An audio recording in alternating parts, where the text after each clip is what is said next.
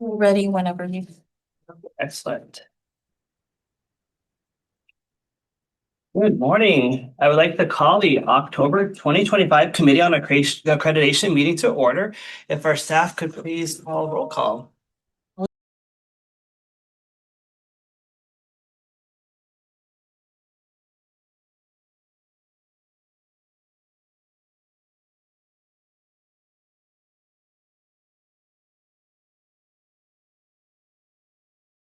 Representatives, we are going to table item 11 for a moment. We're going to go back to 11, 11 related to literacy certification. What we're going to do is move into item number 12. There's a time constraint with some individuals. So we want to make sure at 12:15 that we're able to meet that time accommodation. When we're done, we're going to go back to 11, then 13, so on and so forth. That's our goal. So we're just going to wait a moment to make sure. Looks like we do have a representative from Los Angeles Pacific. Are we waiting for others? We are, but we can go ahead and get started, I guess. We're ready okay, all right. So we are going to go to item number 12. This is the report of the Accreditation Provisional Site Visit Team for Los Angeles Pacific University. Consultant William Hattrick will present the item. He's joined by team lead Mimi Miller and institutional representatives Gordon Jorgensen, the assistant dean, Dr. Tammy Lincoln, program development coordinator, and Jenna Spoler, the credential analyst. Does anyone here need to recuse themselves? Seeing none, Mr. Hattrick. All right, good afternoon, committee members. I'm pleased to bring agenda item 12 to you today, which discusses the provisional site visit for Los Angeles Pacific University. The visit took place virtually from October 6th to 8th. And just as a reminder, LAPU was granted initial accreditation in May 2022 by the COA for their preliminary multiple subject with intern program, and then began enrolling candidates that fall. The candidates complete the coursework fully online and complete their clinical practice in school districts across California, covering urban, suburban, and rural areas.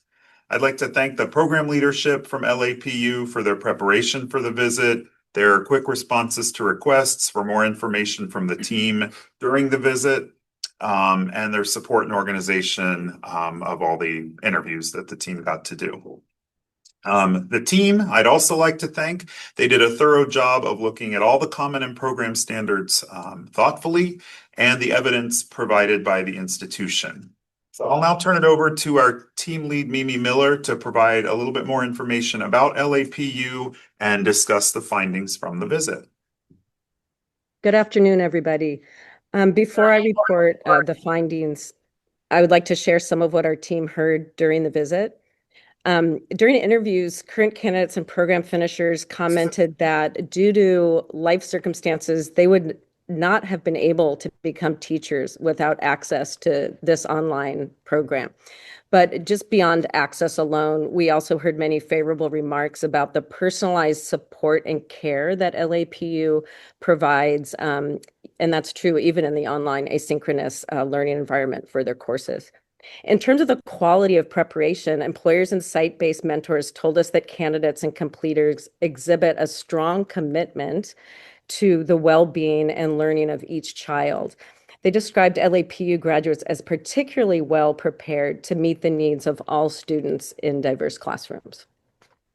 So now I'd like to go on to reading the standards findings. So if you have the report in front of you, this would be in the middle of page 2 of the report. So for the program standards 1, 4, and 6 were met for the preliminary multiple subject credential program, and standards 2, 3, and 5 were met with concerns. Then going on to common standards, common standard 2 was found to be met. Standards 1, 3, and 5 were met with concerns, and standard 4 was not met. So based on that, our overall recommendation that because 3 common standards and 3 program standards were met with concerns, 1 common standard was not met, the team recommends accreditation with major stipulations. And so I'm going to go ahead and read what those stipulations are. They're also in the report. Starting on the bottom of page 2. And just, I'd like you to note that also at the end of each stipulation, in parentheses, is a notation that will tell you which common standard or program standard that stipulation aligns with. So the team recommends the following stipulations: that within 1 year, the institution provide evidence that the program receives sufficient resources for the effective coordination and assessment of the preliminary multiple subject credential program. 2, the unit and the program implement a continuous improvement process in which the program regularly assesses its effectiveness and makes appropriate modifications based on findings. Stipulation 3, the unit and the program collect, analyze, and use candidate and program completer data, as well as data reflecting the effectiveness of unit operations to improve programs and their services. Stipulation 4, the continuous improvement process includes feedback from key constituency groups, such as employers and community partners, about the quality of preparation. Stipulation 5, the unit and the program evaluate and demonstrate that they're having a positive impact on candidate learning and competence and on teaching and learning in schools that serve California students. Stipulation 6, that the course matrix for all TPE domains 1 through 7 confirms that the program's organized courses provide multiple opportunities for candidates to learn, practice, and demonstrate each teaching performance assessment and prepares candidates for the teaching performance assessment. And just to clarify here that although our visit, we did not focus on TP7 for our visit because of literacy certification, that this stipulation would would include TPE7 as well. So stipulation 7, district employed supervisors, mentored teachers complete 10 hours of training as required by the standards and are evaluated and recognized in a systematic manner. And number 8, that the TPA is implemented within the program coursework so that candidates are appropriately prepared for the assessment and that the program uses TPA data for program improvement purposes. So these other stipulations go directly towards the activities that the team would be taking. So the institution, we recommend that the institution submits quarterly follow-up reports to ensure that appropriate action is being taken in a timely manner. The institution hosts a focused revisit by commission staff, the team lead, and 1 or more team members within 1 year. And then finally, that the institution shall not be permitted to propose new credential programs for approval by the Committee on Accreditation until the COA removes all stipulations and the commission advances the institution from provisional approval to full approval status.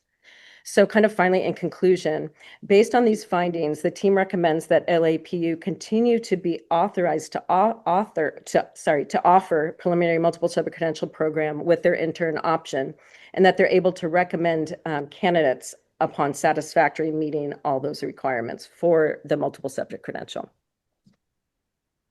Thank you. Thank you so much. And now we have an opportunity to invite the institutional representatives to briefly comment about the report. So, Mr. Jorgensen. Thank you. It's definitely a pleasure to be with you. Our dean, Dr. Herman, is in the call, but we weren't sure if he was going to be in the call today because he's on a WASC team review team for WASC and is in the middle of a visit, but he has a break. So he's joined us. I don't know if anyone can see him or if we can tell because I can't tell if I know he's in the meeting because he chatted me. Want to bring him in?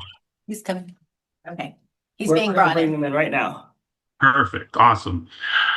Unfortunately, Dr. Lincoln, my PDC, is ill with the flu, so she's not able to join us today. And then our credential analyst, Jenna, is also with us. But I just want to say thank you to Mimi and William, the team. It was it was pretty intimidating. You know, it's the first time you're getting visited by commission representatives for a program that you're responsible for, and I'm still nervous. I guess it is what it is. It comes with the territory. But I will say that when we proposed our program back right around the unfortunate period of the pandemic, I think our first couple meetings were in person at the commission, and then everything went haywire. But our goal all along has been to develop a pathway for prospective teachers to earn their credential in this fully online environment that allows students who maybe don't live near a university or maybe can't afford the tuition of the university maybe they do live by. So um, the crazy thing for us is that the program has grown significantly, much faster and much quicker than I think we had dreamed of at the beginning. We went from, I think, 22 students that first semester to almost 300 right now. We have MOUs with school districts all across the state of California. I think we have a little over 160 of those right now. So the success and the excitement for our students to be able to have this opportunity is pretty amazing. It blows me away when I really sit back and think about it. But I would say, along with what I would say is exponential growth, come exponential growth pains, because we started the program with really just myself and Dr. Lincoln, working with faculty to create the coursework and the program and going through all those processes with the commission to get it initially approved, and then starting to offer the program and ushering candidates through. I think you'll see by some of the comments that are in the report that, generally speaking, we are super committed to serving our students well and ushering them through with personal contact and personal service so that they never feel like just a number in a system. And I think that's reflected in the comments that are there in the report. It's certainly reflected in some of the comments that we received from some of the employers too, that our students, at the end of the day, you know, I've been in education for 30 some years as a teacher, an assistant principal, a principal, all in public ed before coming to the university. If we don't have teachers who have the heart for their students, it just doesn't work. You know, they wash out of the system and quit teaching, or they're bad for kids when they're in there. And so that part is really important to us. We realize and accept all of the stipulations without any argument. We know that we have things that need improvement. We're committed to making those improvements. We're already working on many of them. I also have to say that it's been amazing to work with William. He's not just somebody who understands and knows what needs to be done, but he's a compassionate and kind person on top of that. Even if he might have to deliver bad news, he always does it with grace, which is really appreciated. So it's really been awesome to work with him through this process. I actually didn't know at the time that we would continue to work with him through this next year before the revisit. So I'm excited about that because I know it's going to be great. You know, he's going to coach us along. We're going to do the things that need to be done to fix and address all these stipulations. So I'm super excited about continuing to grow this program because I know that it is meeting a unique need for people across the state. Thank you so I feel like I've been talking too long, so let me stop. And anything else? I can't see the name. Is it Dr. Harrison or Herman? Thank you. My apologies. Your video's across the room from us, so Yes, thank you. I'm Dr. Wayne Herman, the Vice President and Chief Academic Officer at Los Angeles Pacific University. And I share the sentiments of my colleague, Gordon, regarding the commitment that we as an institution have to accessibility for our students. And accessibility for us includes affordability. And that's really the kind of student that we attract are those who wouldn't have many other options when it comes to training as teachers. And so we see this as not only providing a service to them as potential future teachers, but providing a service to school districts across the state of California. And so we're very grateful to be able to do that. I share his sentiments regarding the report and regarding our own resolve and commitment to addressing the stipulations and making the changes that we need to make, the improvements that we need to make over the course of the next year.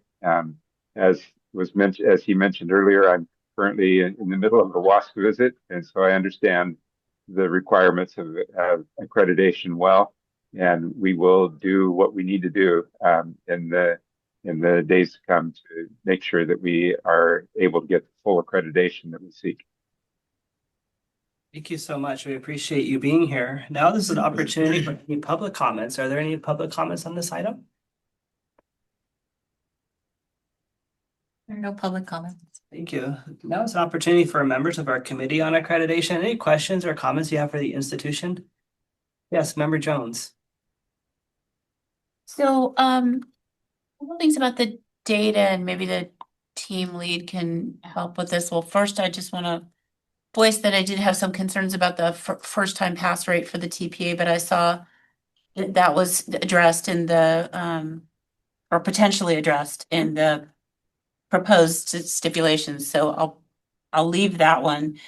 But my other question is, in looking at the interviews, it looks like candidates and completers are about a third, 40% of the interviews that were conducted, but there are many more program completers and enrolled candidates. So it feels like the candidate and program completer voice wasn't loudly represented in the interviews. And so and I think that's an important voice. So I'd like to hear more about that.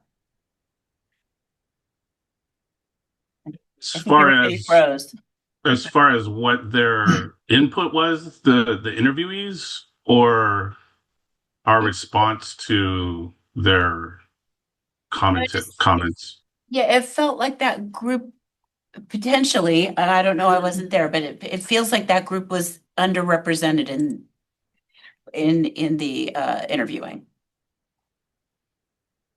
Well, I can speak to that a little bit. As you know, it was a virtual site visit.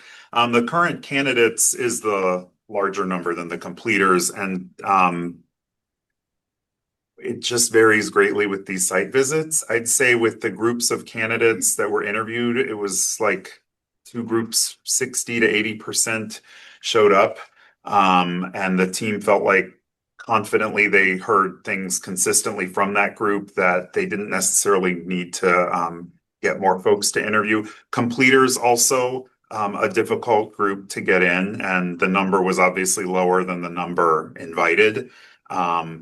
But again, as a new program, the completers group was smaller than the actual currently enrolled. And some of those, as stated, they are sort of spread out all across California. And I've seen it go both ways. Some people love hopping on Zoom for this, and others, it's really hard to get them online to do these interviews. But I do think that the program and the institution did their diligence in inviting the number that they needed to. It just was, the day of or the days of the site visit. They didn't have obviously 100% attendance those days. Mimi, did you want to add anything else about that and the team's confidence or? Yeah, so the large number of enrollees does not, I don't think, really reflect how many are actually in the clinical stage of the program yet. And you can correct me if I'm wrong, Gordon or Wayne. But we did feel like there was a good representation of current candidates. And I think that the committee member, did you have a question in particular about that related to the TPA, or is that just a different line of, I just want to make sure we're answering what you're asking. Yeah, sorry, that's two pieces. Okay, two separate things. Okay. Yeah. Okay.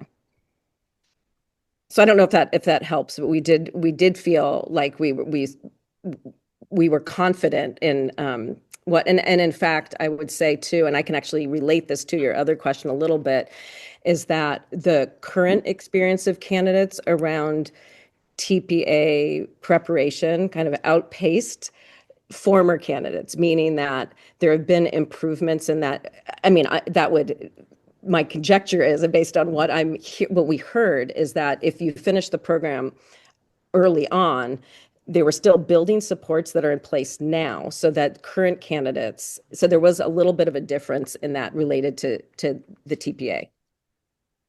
You.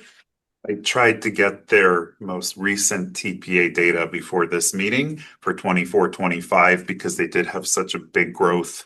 The numbers look a little, because they had a different number of candidates enrolled each year, but it wasn't available yet. So you're only seeing up through 23-24's first time pass rates and other TPA data, not for the biggest group that would have just completed in 24-25.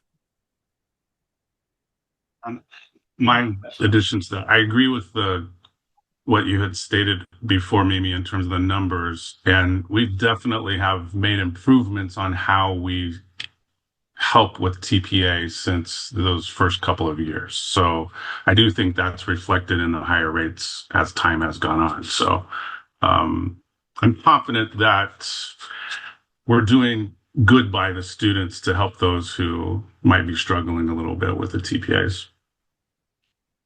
Other questions, comments from our committee members?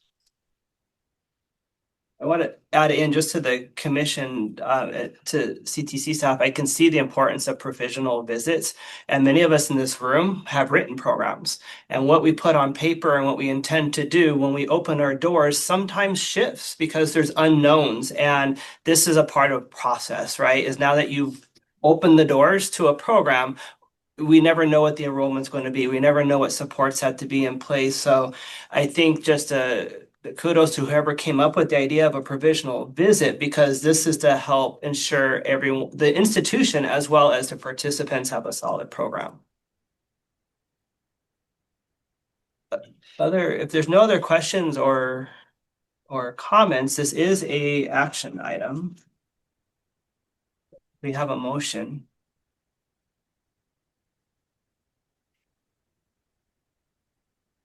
Member Jones. Okay. I move that we accept the recommendation of accreditation with major stipulations for Los Angeles Pacific University. We have a second on that. We have Member Sykes, and now we'll have a roll call vote. Benson Cervantes. Aye. Aaron Jones. Aye. Patrick McKee. Aye. Alan Hallis. Aye. Mike Hillis. Aye. Dr. Bryan. Aye. Juliana Sykes. Aye. Campbell. Aye. Bogdanovich. Michelle Hall. Aye. The motion carries. So we wish you the absolute best as you continue to work with William Hattrick. Sounds like it's already going well. So continue your journey together. Thank you so much for being here today. Thank you all. Appreciate your time. Thanks, everyone. Thank you. Dr. Miller. Thank you, Mr. Jorgensen, Dr. Lincoln, Dr. Herman, Ms. Fuller, Mr. Hattrick as well. So I'm going to pass are we good on going back to item number 11? I know our time, we're ahead for 13. So if we go back to item 11 would be the literacy certifications. Yep. Awesome. Right. Item 11 is the discussion of the commission action and recommendations regarding programs that have not completed SB 488 literacy certification. Administrator Cheryl Hickey and Administrator Miranda Gutierrez will present this item. Ms. Hickey, will you begin? Yeah, I'm happy to.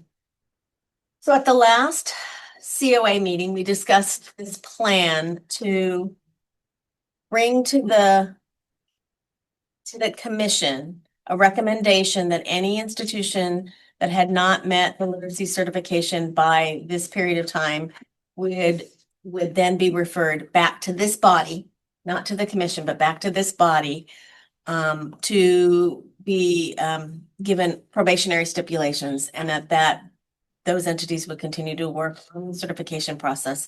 And at such time that they were deemed aligned, they could go to the commission to be formally certified and then come here to remove those stipulations. So that was the process.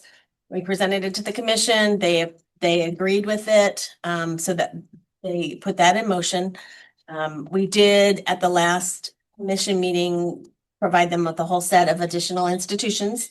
In the insert that you have here today, there are 4 institutions that were not completed. We are going to take one of those institutions off of this list, and that's the University of Redlands that just became aligned yesterday. So what we're asking you to do is to give probationary stipulations to Los Angeles Pacific, which you just heard from, San Diego Christian College, and CSU Dominguez Hills. The first 2 have one program, they only offer one program, but it's their one program. And then Dominguez Hills has 4 programs, one of which is certified and the other 3 are not. So basically the recommendation would be that we give them probationary stipulations today, or you all give them probationary stipulations. They continue to work with staff. They have to notify their candidates that they've gotten probationary stipulations and why. They can do that either in a letter. I think it's also acceptable if they put it on their website and made it very clear. Even though it's difficult to kind of get those kind of letters out, or do it through their portal, but we want to see the letter so that we know that it's gone out. And they continue to work with the process. And then what we'll do with any of these institutions that get aligned between now and the December commission meeting, like I said, we'll go to the commission to be certified, and then come to you and at your next meeting, I think that's January, to remove the stipulations. So you also expressed a desire to have some assistance for those institutions. If they need to. I know one of the institutions, San Diego Christian, has already hired a consultant to help them through the process. So that may be already happening there. But we could certainly offer that and investigate whether there are any of these of our expert volunteers that could assist these institutions. And I think that's probably it. Maybe Miranda, what did I miss? The next steps and how we can support these institutions to become certified. So we'll continue to work closely with them, with office hours are being available anytime they need it, and to work with our reviewers to make clear what it is that they still need to submit. But we are thrilled that we were able to get 200 and gosh, now I forgot the number, 200. Let's see, it was 229. And we got all except these 3 through. So, yeah. So kudos to the institutions out there that worked really, really hard to get all of the documentation in order. It was a heavy lift. It was a really heavy lift for everybody, I think, involved. And our reviewers were fantastic. So, yeah, kudos to everybody. Cheryl, one quick question. You mentioned third organization, Dominguez Hills, had 4 programs, but one of them was certified. Yes. Certified. Do we have any color into what happened to the other 3, or? I think I don't know exactly. And it's hard for us to speak on behalf of the institution. Sure. I don't know exactly. I do know that they are working on the remaining ones, but That was just a point of Yeah. clarity.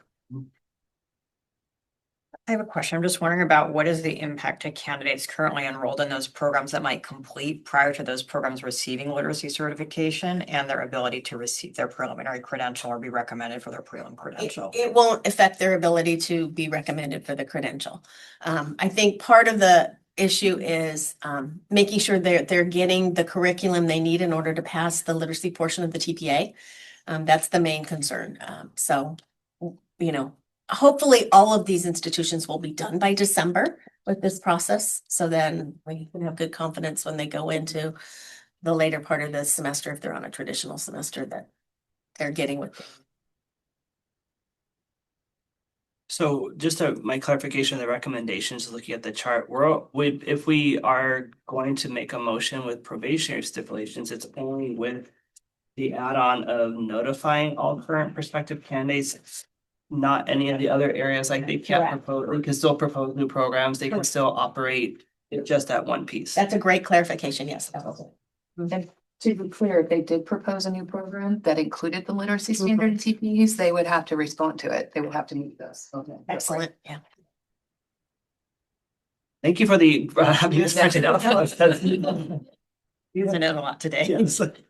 I'd like to, hopefully, we can, there's options on how you would communicate this to your candidates. I think, from a due diligence standpoint, I would motion us to ask them to issue a letter to the candidates versus posting it on the site. Because I don't feel that will necessarily track with everyone on the program. Of course, those that are affected by it. That's what I would recommend we do. And you all have a better sense of how to communicate with candidates than I do. A lot of the communication happens through their portal or things like that. So I don't know what would be appropriate, but that's certainly. I was almost assuming that they do have to get individual communication, not just a posting on a website, because that's not maybe viewable. So even if they have a email blast individual, I would be thinking they are getting individual by whatever means, versus somewhere that might be on a website that someone would see. And even if you saw it, you might not know that it's about the program you're in. So it's just. Sure. I have a clarifying question. So this is, they have to tell the current students, but also prospective students, right? As well. I think it's just current students only, because I don't think that they even know who the prospective students are necessarily. Right, but if I'm thinking of picking an institution now, Perspective. and I see one institution has this concern about, about literacy, one doesn't, they could sway my decision. That's an interesting point. That hasn't traditionally been part of our, so this is sort of outside of our normal accreditation process because it's not a site visit, it's a different process. So, I don't know. I think that you guys can all discuss that. It's noted current and perspective on Oh, our. okay, he does say that. Okay. But maybe in a eventual motion, if that's what's wanted, it should be clarified. Is that? That would be good to clarify. Because we need to communicate this to these institutions. So whatever Seems you're. to be a website posting is for perspective, Okay. I'm sure, and then a letter is for current. Directly to. Kind of how it's. That's a good point. Yeah, we can have fun. Mhm. Yeah. Jones. For that mission too. Couple of probably dumb questions. One is the probationary stipulation is just that they meet the standard. Is that correct? Can you rephrase that? The only way to clear the probationary Yes. stipulation is for them to meet the standard. That's the only requirement. Yeah, that is the probationary stipulation. Yes. Is to meet the standard. Okay, so that was one. Two, sorry if this is too in the weeds, but for Los Angeles Pacific and San Diego Christian, there's only one program, and so that's clear. But we have we give accreditation to an institution, not a program. That's correct. So that means that CSU Domingos Hills, as an institution, is going to be on probationary. That's correct. Just wanted to clarify. Yes. Thank you. Do we have any public comments for this item? There are no public comments. Thank you. Are there any other questions or comments from committee members?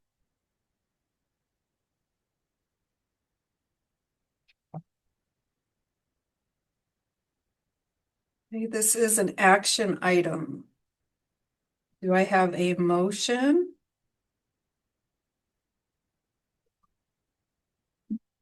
The motion would be up to a committee member. So you just said so. All right. So whatever. Does a committee member have a motion to put on the floor? I'll try it. Motion that we accept the staff's recommendation that the COA take action to place probationary stipulations on any institution with one or more programs that has not yet been certified nor has been deemed by reviewers to be aligned with the requirements of SB 488 literacy certification process. With the notifications. Huh? Notification. And notification in a letter and website. Like carried us like 80% of the way, but okay. 92%. 80%. Notifying all current and prospective candidates of the institution's status as well as posting it on their website now for prospective candidates. Hey, is there a second to that? All right, Brian, second that. Friendly amendment. Okay.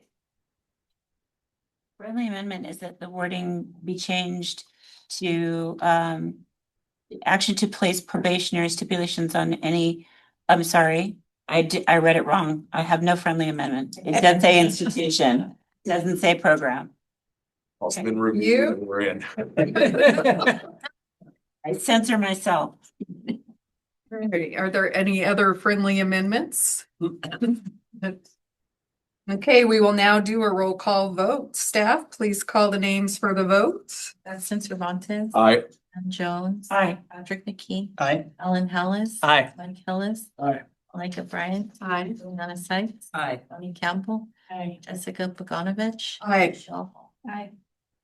Thank you, Ms. Hickey and Ms. Gutierrez. The motion carries. One more statement before we get off of this. I just want to again acknowledge our own staff on this, particularly Miranda, who worked their tail off to get this done, as well as Rosemary Wren and Roxanne Purdue in particular. And William was very helpful with all the ed specialist programs, so and lots of our consultants. So just again, just amazing work. Thank you.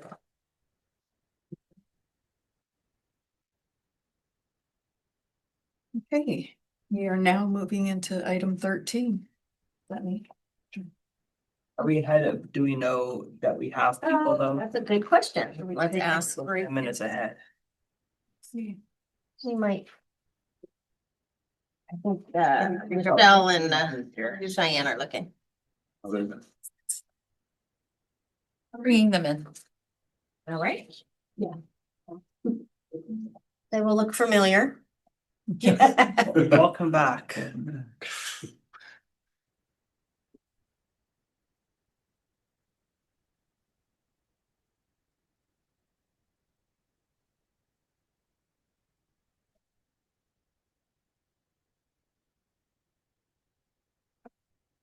Hey, well, welcome back. This is item 13, the program approval recommendation. This is part 2 from this morning.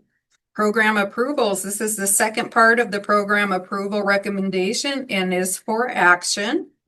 There is a new insert on this item added just yesterday. The item has 2 institutions with 2 programs for approval. You know what? Michelle, the script is off, I think. Which one do we have first? LA Unified or LA County, right? Okay, sorry. This is okay. This is fine. Go ahead. The next part is Okay. We have Los Angeles County Office of Education for a preliminary PK3 Early Childhood Education Specialist Instruction Credential Intern joining us today to answer any questions about the proposed program for LA County Office of Education, our institutional representatives, Mr. Rami Christofi, Director of Beginning Teacher Programs, Dr. Amy O'Neill, Coordinator, and Dr. Sarah Medler, Coordinator. Do we have any recusals on this item? Okay. Sir Hollis? Any others?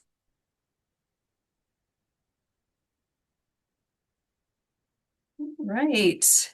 Thank you. Good to see you again. Would any of you from the institution like to say anything about the proposed program? Yes, thank you very much again, distinguished members. And it's rare to be on the agenda, let alone twice in one day. It is an exciting day for us here at Los Angeles County Office of Education. And I'm very, very happy and pleased to be here this afternoon just to share some comments.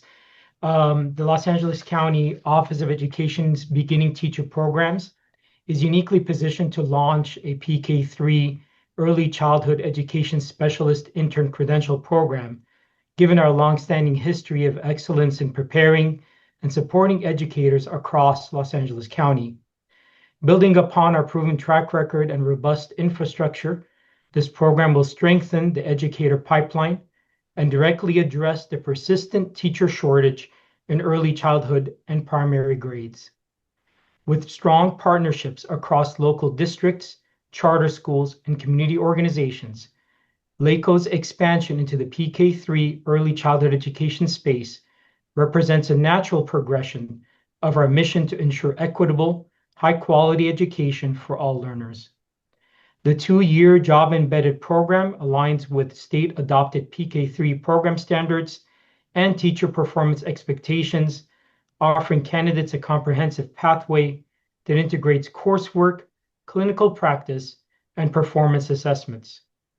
By adding this credential to our cadre of offerings, LACO beginning teacher programs will equip educators with the knowledge, skills, and dispositions needed to support the developmental and academic needs of our young children, ultimately fostering stronger foundations for student success across Los Angeles County's diverse communities. Special thanks to Rosemary Wren, along with the reviewers for their guidance and support throughout this thorough process. Additional thanks to LACO Beginning Teacher Program staff and community partners for their unwavering support. Thank you again. Are there any other comments from the institution? All right. Do we have any member of the public who wish to comment? No public comments. Thank you. Any of our committee members who have any questions for the representatives from LACO?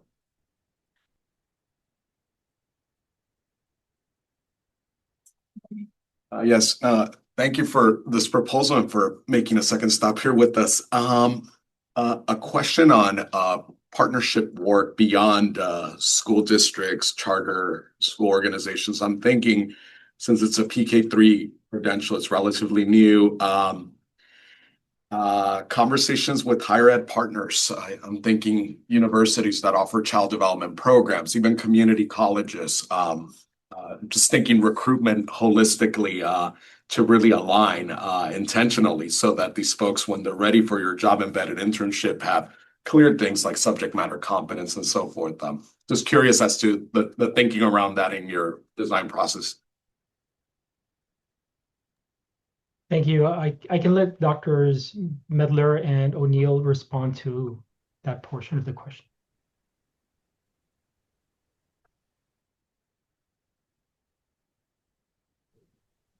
We're both looking at each other saying, you going to go? Are you going to go?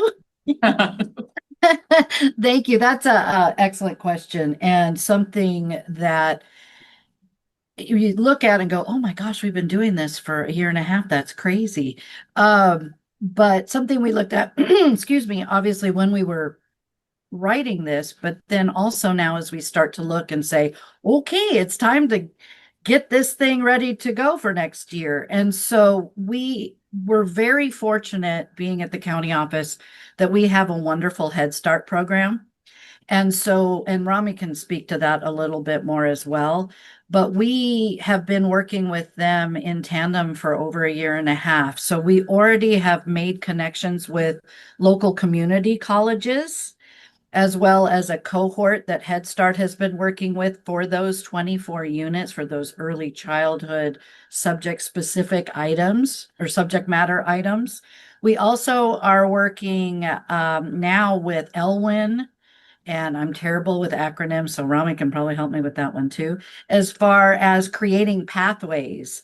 As having to do with even high school to junior college to universities, and then to us. So we've really been thinking about what is this outreach going to look like even prior to them coming to us to earn the credential. So I'll leave that there, and then my other amazing colleagues will probably be able to fill in the blanks.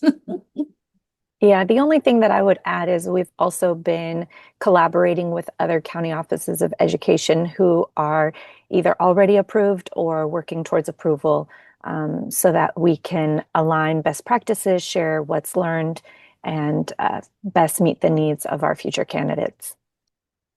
Thank you for that response. And you don't have to answer to this part, but my question was also coming from a pedagogical, call it through line across, the continuum. So I'm glad you mentioned K-12 and getting students interested early. And I'll forever be curious on how we continue to foment that interest as a student moves from one system to the next, and eventually earns their credential.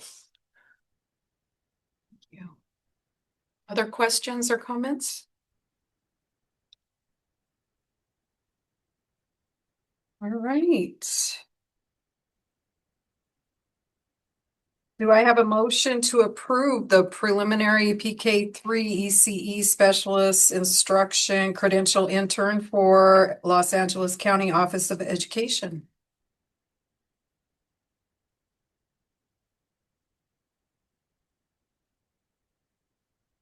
I have a motion by committee member Cervantes.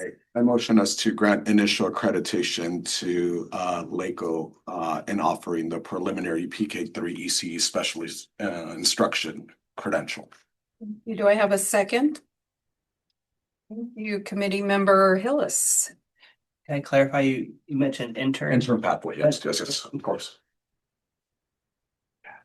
We will now do a roll call vote. Those in favor say aye and opposed say no. Staff, please call names for vote.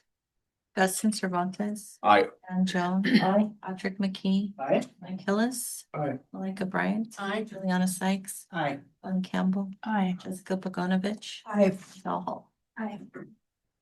All right, the motion carries. Thank you, Mr. Rami, Dr. O'Neill, and Dr. Medler for joining us again this afternoon.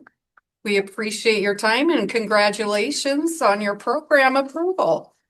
Thank you very much. Thank you. Once we're ahead of schedule, let's see if we have the next people. Yes, they're all here.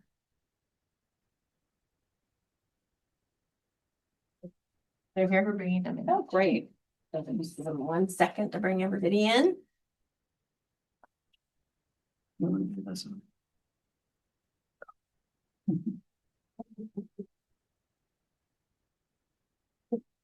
So we're going to wait just a moment while we're waiting for people to join us. I'm just going to read the introduction, then we're going to pause and make sure we got everybody here. The second item is the PPS School Social Work Program proposed for California Baptist University. Joining us today to answer any questions are Dr. Robin Duncan, Dean of the School of Education, Dr. Keith Walter, Associate Dean for the School of Education, and Dr. Lisa Ariano, MSW Program Director for the College of Behavioral and Social Science. And it looks like we have everybody, right? Excellent. All right, thank you so much. Any recusals on this item? And I might just say, make sure you're looking at the insert. That's where the paragraph is in that. Oh, thank you so much. We did this one very quickly yesterday. So. Yes. We'll give our committee members just an opportunity to make sure everyone's on the insert for item. And so with this, seeing no recusals, it's an opportunity for our institutional representatives to share anything they would like to about your proposed program. So thank you for jumping on last minute to join us on our agenda today. I just want to say thank you again. I know yesterday we worked together to make this happen. So I really appreciate the support we've gotten from the commission. If you've got the paragraph, I won't read it to you unless you need me to. Do you need me? Yeah, we have it in front of us. So anything we Perfect. share in addition to, or anything for our consideration we may not have? I'll let Dr. Ariana just give a word about the development and a little clarity.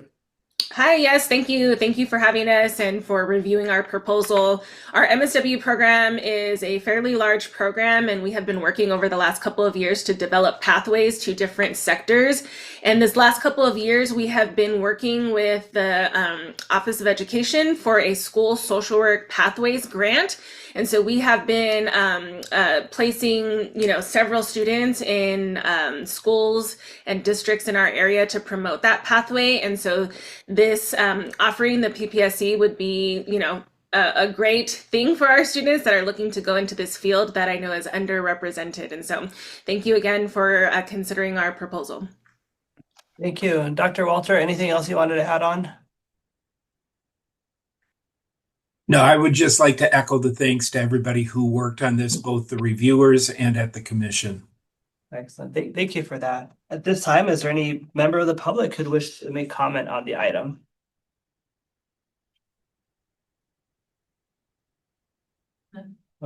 Public comment. So now this is an opportunity for members of the committee. Any questions or comments for representatives from Cal Baptist University?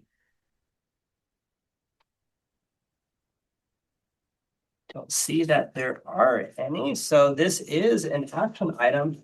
Do we have a motion from anyone to approve the PPS social work program for California Baptist University? And we have Member Jones. I move that we grant a approval for the pupil, that we grant, I totally lost my place here. Yes, social school. Is it initial approval or just approval? I've got the rest of it. Pupil personnel services, school social work for California Baptist University. I swear I was ready, I was totally ready, and then I move that. Better than me, you're waiting this no word. We have a second by Member Hall. Now we're going to have an opportunity for a roll call vote. If you're in favor, say aye. Opposed, no. Staff will call names. Cervantes. Aye. Jones. Aye. Patrick McKee. Aye. Alan Howland. Aye. Mike Hillis. Aye. Monica Bryan. Aye. Juliana Sykes. Aye. Bonnie Campbell. Aye. Jessica Bogdanovich. Aye. Michelle Hall. Aye. Motion carries. Congratulations. We wish you the absolute best as you implement your program. Thank you very much. Thank you, Dr. Duncan, Dr. Walter, and Dr. Ariano. At this time, we are going to go to item 14, which is the discussion of the COA annual report. This is going to be presented by Administrator Cheryl Hickey, who will introduce this item. Okay. Hi. So I'll get my head into a different spot now. The COA annual report is given to the commission in December of every year by the two co-chairs, and usually the two administrators accompany them. This is a very unusual report because we didn't have a full slate of site visits last year, but we still had 16. We still had between provisional site visits, revisits, and the 4 institutions that chose to have site visits and not defer their site visit, because that was part of the commission action. So it was still a fairly big lift, even on top of the SB 488 work. So what's before you today is a draft of the annual report that you would provide to the commission in December through your co-chairs. It is a draft, so at this point in time, we do ask at the end of this conversation that you approve the document to go to the commission, but we can make changes that you request. And what we've done traditionally between now and then is work with the co-chairs to make sure that those changes are done in the way that, you all approve. So we can modify the document. We could, you could add things. I would like to say that one of the things we are proposing to do is, because SB 488 was such a huge workload, that Miranda and I would like to put in the list of institutions that have gone for certification and been certified, as well as the many, many, many, many hours of office hours and technical assistance that were provided. And Miranda's been crunching numbers over there trying to figure that out. Miranda, do you want to say anything else about that? No, I did just think, because the absence of all the site visit reports, there was still work that was being done, and to represent that and reflect that in the report. In addition to what Cheryl mentioned, I think we wanted to figure out exactly how many review sessions we had as well, numbers of reviewers, and be sure to include all of that. To show, what's that? And one of the things we really want to highlight, I think, is the work that's been done around initial program review. I think if I recall, there were 36 new items, new programs approved last year, which was an increase from the year before. And it is a testament to our IPR staff. That used to be 3, that was down to 2, and kind of really 1.5 because they were working on SB 488 as well. So we're trying to play catch up with IPR right now. So for programs that are in the hopper, we're really working hard. Our staff's working really, really hard to get that done. But that's one of the highlights here. You had asked earlier about the dance and theater, and in one of these charts. So the first section is basically the general work that we do, the technical assistance and the web kind of webinars we've held. Also about the PSDE news, all of those kind of big picture items. The second part are the decisions that you all make as a body. So it has all the findings there. There usually is an analysis of where most institutions landed in the particular standards, so we can see if there's anything, oh God, what's happening with, Common Standard 5 or whatever. That obviously with only 4 site visits, that we could, that data at this point in time has to be kind of taken with a grain of salt, but we still included it anyways. And we'll add it to this year's green for the whole green cohort. And then the third part is the current workload that we're doing right now. So we're happy to take any edits, any changes, whatever you feel like you would like at this point in time. So yeah, oh please. Erin and Miranda, please jump in. I would just like to comment on the importance of this report, as if you all already didn't know, but in my newish role as director in this division this last year, I've spent a lot of time again working with the legislature, and it's been a while. I used to do that when I did government relations, but nothing works better than actual published data and information on the work that we do when bills are introduced and passed that bring new workload to us, and we need to demonstrate what that workload means for our staff and potentially ask for resources. So don't hold back on, what you'd like to see reported in this. It represents your work, but it also really represents staff's work as well. One thing I want to share from presenting last year and then looking at the work this year is on behalf of all of us, our sincere appreciation for putting all this together. In my regular job, I never at the end of the year get to see everything I did for a year on paper. And when you see it like this, it really just shows a lot of time and commitment is from the committee on accreditation, but for your staff, because you're pulling all this together to see all this on our behalf. So thank you. And thanks to Michelle Bernardo, who does a lot of section 2 and will make the first cut of the other sections as well. I just wanted to add to that. My notes when I was reading this, like appreciation exclamation point, just because it's really comprehensive in terms of how it's written, the information that's included, and even to Co-Chair McKee's point, the time that it takes to think about the work that you're doing and then be able to articulate it to others is really important, but it's difficult to do. And it's done really well in this report.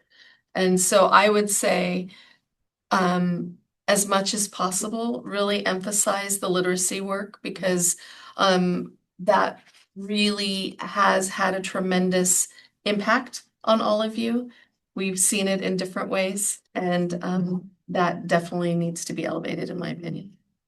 Member Cervantes. Yeah, no, thank you. Just extremely grateful. I think we all are for the effort, the time, and everything. I think in particular, really helping to tell a story, to tell the narrative. I think the technical assistance part, if embellish on that as much as possible, because it's not just the work that actually happens, it's the pivoting, the also helping a lot of our external, state partners, like figure out what it is they're doing. And you're not just there to assess and report and evaluate, it's really to guide and shepherd this along. And I don't know how we can articulate that, but I think of times of financial woes, like we need folks that are doing a complete sort of set of elements of task to get things going. So no, I want to echo that so that we can really lobby for the units here. And then I would also say equally important is the time that it takes not only to prepare, but for us, this is easy to read. I mean, I don't know how to say that in any other ways, but like I look at it and I'm like, I know what we're going to talk about. And maybe to push in the report some synthesis around common areas of gap and struggle that come up might be nice, because that can also help identify where we might need there's a need assessment. Like what if we can dedicate more technical assistance to help folks on, some of the things we saw today: supervision, clinical practice. Maybe there's these 5 or 6 pillars. And again, now we can lobby around these things and say, we need funding because we need experts that can come in and help that district help itself by like getting a consultant in there that can really shape it up. But I think we see some common threads. At least I've seen it around those areas. And even the next item we're going to discuss, is something that's come up. But yeah, as much as you can add, as much as you're willing to add, I think we would all support that. And Member Hallis, and then Member Sight. Yeah, and then Member Jones. Huge recognition to everything, the work you have all done, and it's nice to see the work we've done as well. I don't know if it's the appropriate place for it, but as much recognition as we can give to the BIR members and team in here, and really highlighting that and their contributions to this process, which is, could not work without them, and is, so yeah, calling out as much as we can their role and numbers and growth. And I know we're always looking for more reviewers, but highlighting who we're able to bring on and all that stuff, I think is a feather in everyone's cap. I think we had some reviewers that came back over and over and over again and kept volunteering to read, which is just so amazing. Yeah. Member Sykes? Just, I really want to commend the CTC for seeing everything kind of in this packet, like in this report, like just the volume of work. And, I think like what we all know is like you're a fairly nimble team, right? And like taking on this volume of work and what it means for teacher preparation and administrative preparation in the field, like just looking at, the PSAs, which is putting together in a digestible form policy changes at the state that program leads need to then go and deliver out to effectively lead their programs and prepare teachers and administrators. And like, that's a key point of contact for enacting those changes. And like 10 within 1 year, it's approximately like one a month, just about. And that's no, light task. And then I think just similar to echo what other folks said is like the folks that served on the accreditation, the literacy accreditation process on BIR and on-site review, like we know so much of that is volunteer work. And I think that really speaks to the dedication of educators within this state to further and strengthen the quality of teacher preparation programs and what our students receive in the classroom. So just huge thank you. Member Jones, and then Member Hall. Yeah, don't throw things at me because I don't want to add more work. This adds unreasonable work. Yeah, throw it away. But I'm wondering if there's even a way to estimate the person hours that were invested in both folks reading for the literacy standards, for CTC staff providing technical assistance. I know you have some data in here about like how many sessions, but my sense is that if you had any way of estimating the person hours involved on every, the institutions did, that the staff did, that the reviewers did, that it would be staggering number. So just a thought. Okay, Member Hall. Just to pile on gratitude, really, how many times you have responded to me alone, put those hours in here, right? I think all the CTC staff in this room, not just for literacy, right? But just to continue to exist. Wait, I have a question. I'm not sure from my institution. I'll reach out and ask. And I'm always getting responses. That is time and hours taken away from all of this stuff, right?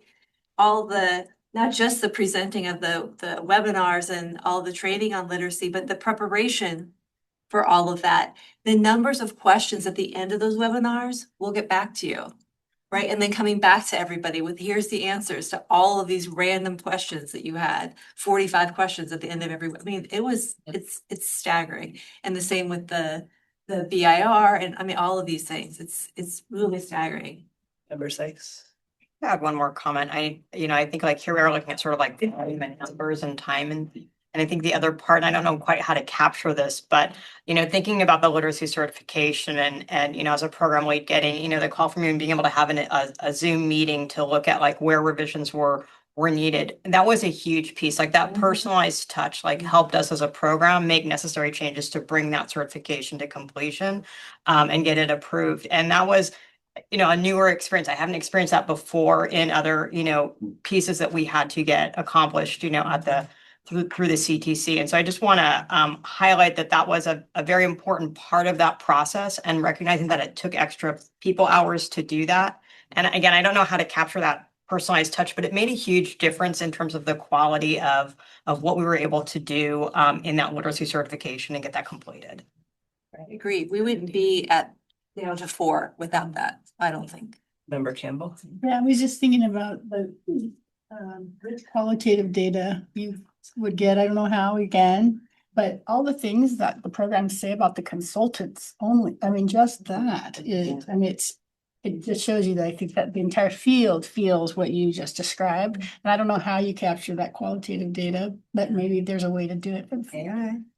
To capture what Member Jones said, I think he was reading my notes.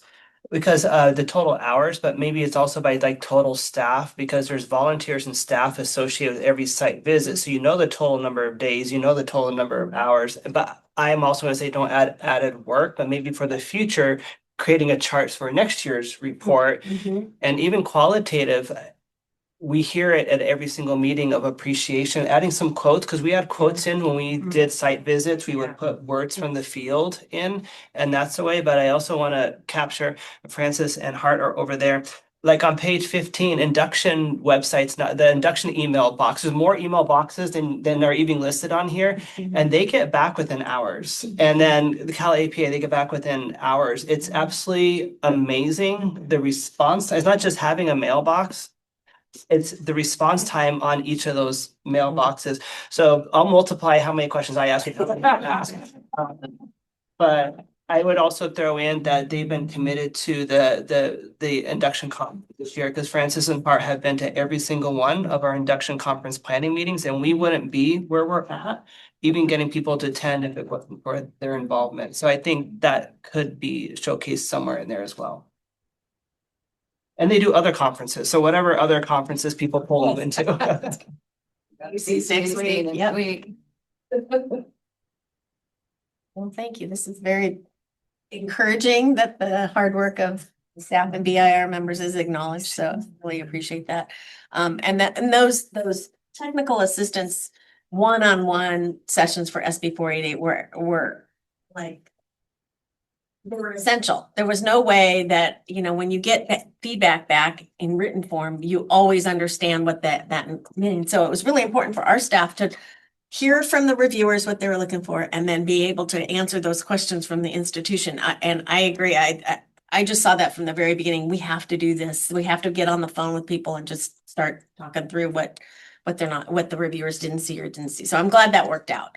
Glad it worked out. So I don't think we've ever seen somebody come up and not immediately acknowledge the individual that supported them, and it's disarming. Like it's in that way, like they were working side by side, not coming at me, and so I think part of telling a good narrative is we're not here to, we're really here to improve this state as a whole, and that is the lift. All boats, in unison. So I think we got to say that and articulate it loudly. This is an action item. So as Cheryl said at the beginning, looking for a motion to accept the annual report, but also with the ability for augmentations as Ms. Hickey and Ms. Gutierrez work with our us two as co-chairs working with Bob from last year and the staff to just make any changes and adjustments as it would fit to benefit the report to the many ideas that was shared here today. And you don't have to repeat what I just said, but send some version of that to have Why are you looking at me? I know you're putting the words together ever so eloquently. So anyone want to? It doesn't always have to be Member Jones. And there we go, Member Hillis. I'd like to make a motion that we accept the annual report with the option for additional modifications as necessary by staff. Do we have a second? Member Cervantes, and then our staff will take a roll call vote. Jonathan Cervantes. Aye. Ann Jones. Aye. Patrick McKee. Aye. Alan Hollis. Aye. Aye. Monica Bryant. Aye. Aye. Aye. Jessica Bogonovich. Aye. Shell Hall. Aye. Right, motion carries. Thank you to staff for your continued work on this. Can I have you toss something to Miranda real quick? Miranda. Yeah, going back to the program approval for Cal Baptist School social work, it looks like it should have included the child welfare and attendance authorization. And while it wasn't included in the item, but that was in their initial proposal. Don't know if we're able to return to it. I'm confirming that it was it on the link. I suppose on the link. If not, we can bring it back in January. I just thought it just found this out just a second ago. So we're kind of working through this with you. There's 1 minute. So if we go back to CWA. Learn two. Yeah. The insert. The insert. Let's see. That doesn't. It might sound not be on familiar. that. Okay. Okay, so we will bring it back in January then.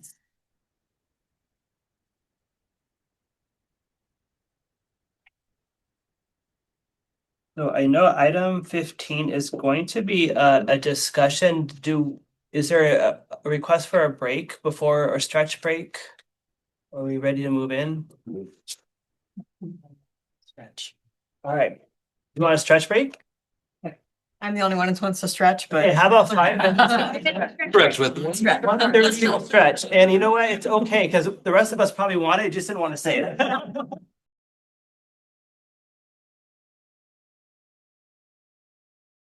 Item number 15, which is discussion and proposed resolution around precondition 1 for teacher induction, which we're going to pass over to Administrator Cheryl Hickey. I'll start it, but we're also joined by 2 of our consultants that are primarily responsible for the area of induction, Francis Keller and Hart Boyd. And it's great that we have a number of people here who have firsthand knowledge of running induction programs and the challenges and opportunities there. So we are bringing this item forward because over the past couple of years, there's been some issues raised by teams about how to deal with certain aspects of candidates enrolling and being participating in their first year of teaching. What we want to do, and we don't have a proposed resolution here. We thought we might have a proposed resolution. We were optimistic when we started this, but what I'm putting forward is just a discussion for today to help illuminate some of the issues and to help us kind of think through what the next step might be to kind of resolve this. The biggest concern we want to do is make sure, I think Malika, you said this earlier, is consistency in findings across the state so that our site visits are consistent from one place to another, but also understanding the context. So I think that's really important. But so we have precondition 1, which says that teacher induction programs are designed to serve the first year of teaching. And there was some concern or questions about what do you mean by first year of teaching? Do you mean right when the person is hired and they're in the classroom, or do you mean 12 months?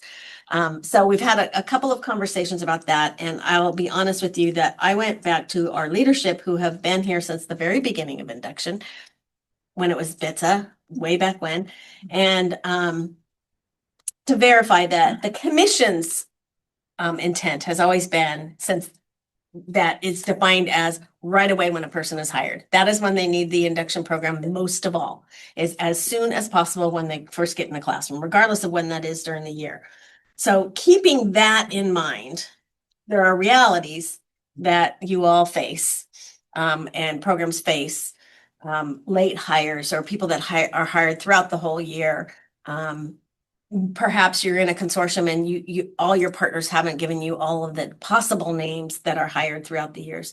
All of those kinds of things. So what we want to do is see if we can come up with either a new precondition, and obviously this isn't the group that does it. This is the group that's advising. We would have to take something to the commission, or guidance to the field, something that gets everybody on all teams on the same page so that we're not debating this each time they run up against, an institution that has a wait list of people who can't get into the program, or people who have been hired in, February and don't know what to do with them. So we wanted to get this conversation going. I know we've had some other conversations in the background, but bringing it here to get your thinking around it so that we can figure out what should the next step be. There are a couple of really, really thoughtful letters. I think there were 3 of them yesterday, and I'll be honest with you, I don't think I've seen it. Is it still 3? It's still Okay, thank you. But I think they make some really good points.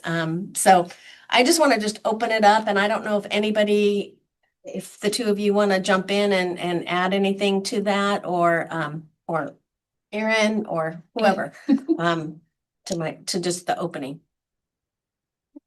I think touching on the realities and the operational context, I know that was one of the public comments that came through, and we really appreciated highlighting that, induction is meant to support candidates, teachers in their first year.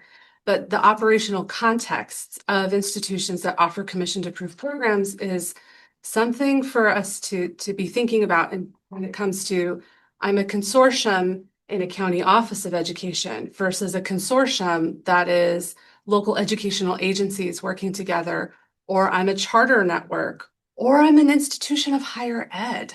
And we have or institutions have specific structures for how they're starting the academic year and continuing on. And so really thinking about how does that, and I know that that's one of the questions up for discussion around, how do we take that into consideration when you have induction starting right at the start and structures being what they are, how to support candidates meaningfully without constraining the operational context in which the programs are situated. And I know we have people around the table who actually run induction programs. Kara ran an induction program.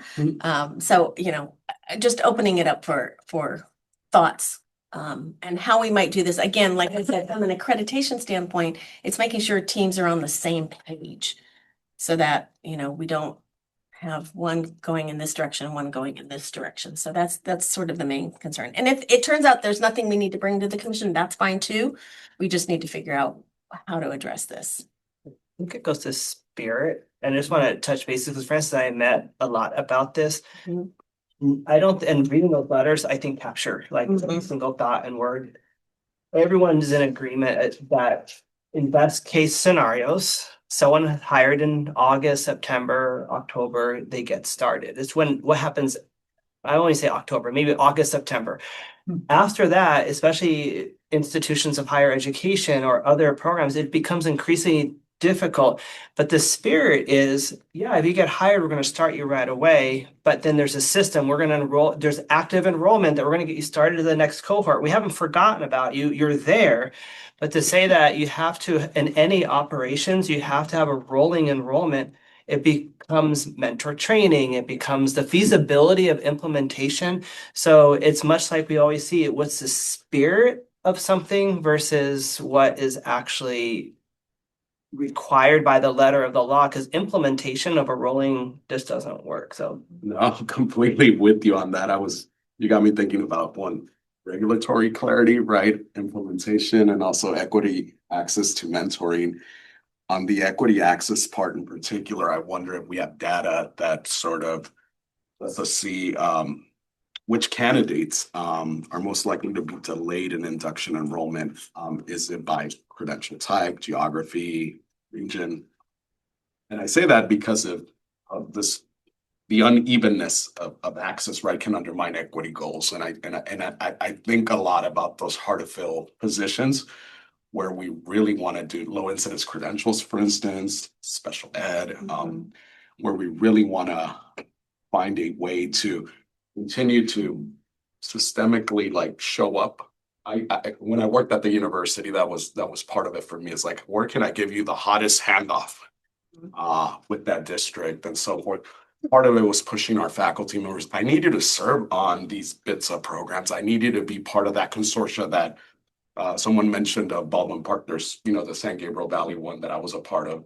And we would try to then piece it together, but it was a piecemeal sort of solution. And so I really think of how can we do a little bit of reconnaissance? What does equity look like in access of placements and mentorship? Member Jones and then Member Bryan. I think that is an incredibly important point or set of points. I guess what isn't clear to me, and I'm not directly involved with induction, is what the scope of the problem is. But also, are there specific contexts where there's a problem to be solved? And so I'm wondering if it's a little premature to think about either rewording or readapting or adding to a precondition. Maybe there's more data that needs to be gathered. Because if it's very context specific, that's different than it being generic problem across the state. And I might want to just mention, we want to make sure to take public comment. I didn't put it into the script, so there may be people outside that want to. Excellent. So maybe we'll do Member Bryant and then we'll check on public comment. Do you want to wait for public comment before I? I think It says I'm supposed to go first. I don't know. Go ahead while she looks and then we'll get everybody's voice. I'm trying to separate my feelings from my thoughts. Because we experienced that firsthand. My program did. And so and it was a lot to think about because we have a very large consortium and we had what we thought were systems in place, which part of this process is thinking about what you're doing and getting new perspectives. So, but one partner said they didn't send their teachers to us until they decided to, one partner out of over 50. And then we had accreditation with stipulations because of that one piece, which again, important conversation to have. And then we put together a huge process and a mid-year enrollment. And after I picked myself up the next day, you know, a little bit gobsmacked, but it was a good process and we learned a lot. But I think there's a way to do this without that happening and then another program coming through, and because a partner doesn't say anything, because that partner didn't tell us, they told the review committee, right? So they didn't tell us that they weren't letting people through. So, and we had been doing what we used to do in the old days of BITSA with our cluster regional director. I'm like throwing old terms out now, right? Which was everyone needs support. What are your systems of support? If they're not accessing your induction program, what are your systems of support? So we had this comprehensive catalog of systems of support, but they weren't in the induction program, and we were offering those things. There are lots of ways to get there.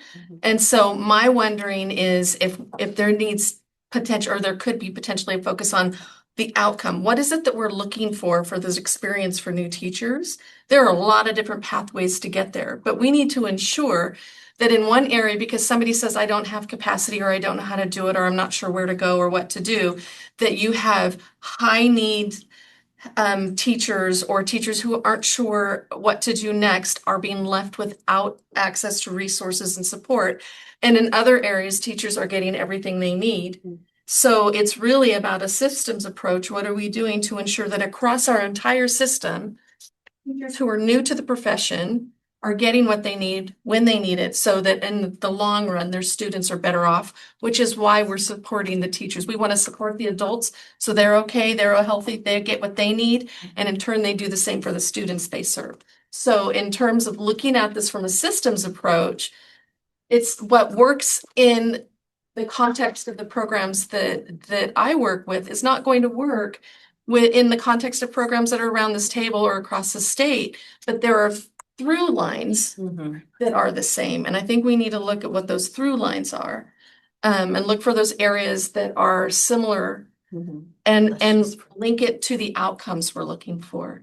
And then the other piece that I'll just throw in there is that first year of teaching always confuses people because they think it means first year of teaching, which yes, absolutely. But then you put that in there for induction programs and they're like, is it the first year of teaching or the first year of teaching with the preliminary credential? I'm confused. I'm not sure who I am and what I'm supposed to do with this, right? So in terms of clarity, there's, I feel, work to be done because if it's left to the interpretation of the site team when there's a site visit, that's not the place for it. Exactly. In my opinion. Is there public comment before we continue forth? Then we'll get to member Sykes next. And there's public comment, just as a reminder on the insert, so we don't have to read those out loud. No, they're there for you. Okay. And if there's any public comments, can you please raise your hand in the chat, please? If you'd like to make a public comment on this, please raise your hand. I don't know where the speakers are in this building, in this room. So the Say it. public- Say it again. The public comment, please use the raise your hand feature if you wanted to make a public comment. We're going to go ahead with the discussion and then we'll check back in with Michelle to see, but we had member Sykes wanted to add in. I just want to echo what Member Bryant said, that the site review is not the time when the interpretation of the standard should come up because I think it inequitably and unfairly can ding programs who have a logical program design based on how they've initially interpreted that particular standard. And then I also just think about, I lead a program where we also have induction within our unit and, we have interns that may finish at multiple points during the year when they pass their licensure exams. And so how do we ensure teachers that transition from their intern credential into their preliminary credential, not necessarily in August when a school year starts and when induction starts, receive some form of just-in-time support or able to access an induction program so they can begin working towards the requirements to clear their preliminary credential. So I kind of look at it through a couple of lenses, like we don't want to unfairly disadvantage a teacher based on when they receive their prelim credential of them being able to access a program. And at the same time, we don't want to unfairly disadvantage a program that by design has kind of a linear process. I mean, I think of a school year, right? Like school year starts at a certain time of year, but students might enroll, a student might move into a school district at any time, and you enroll that student and they start in the classroom and their learning happens. So I guess I'm kind of in this, like, how do we do a both and that supports the intention of the particular standard and also supports induction programs and being able to deliver the intention of the standard in a way in the capacity that they have. And so I know that we're kind of in discussion. We're not in a making decision mode, but I'm wondering about, could a work group or something be formed to gather some additional data from induction programs? And maybe that's already been done, but what could we learn as we raise this question? What could we learn from the field and how to design this standard? Member Hallis? I agree with all of the brilliant comments made already. Ditto. In thinking about equity around this issue, there were 2 institutions today that already revoked their induction programs, right? And I would wager districts that only have 1 program, it's going to be teacher induction, right? So if we make this more complicated and onerous for them with rolling starts and mid-year stuff, then it's probably not going to be worth it for them to continue in the current context. I mean, in this budget realities, right? And I've already heard anecdotally from our induction program, which is awesome at our county office, people being sent to them to do self-pay because their districts are either full or not budgeted or can't handle them at that time of year. And historically, one of the great things about induction, it's been mostly free for our candidates, right? The districts foot the bill. And if we move away from that model or give institutions reason to monetize it, then I think talk about getting away from the spirit of the intention there. So yeah, it's a complicated deal. To kind of echo and lean in, and then member Brian, a couple of things come to mind is this, and you said something a moment ago. This is not going away, it's getting bigger faster because preconditions are due in March. And having my preconditions are due in March, right? So and I'm not saying this selfishly, the Indigo people, there's work to be done. This is time sensitive. And so we have a huge, we're steering toward, are we steering towards an iceberg? Because if preconditions are due in March, is this happening or not happening? Whoever's reviewing those, there's going to be something that is going to be fast, unquick on people's plates. With that said, I believe Cheryl said at the start of our meeting, we have 24 site visits this year. Are we going to be facing this 24 times with 24? So although we want to bring it forward to have discussions, we as a body here, sounds like we're in agreement, but we want to make sure we hear everyone's voices, but we're facing this 24 times this year and Indigo's facing it now. Side note to this. One precondition leads to another. If I informally offer support, that's not starting induction. If I start induction, I have to do a mentor within 30 days precondition. I have to get a 60-day goals due. One thing leads into another. So I can't do a soft support and call it an induction. And if I am calling induction, then I have to have the mentor and I have to have the goals.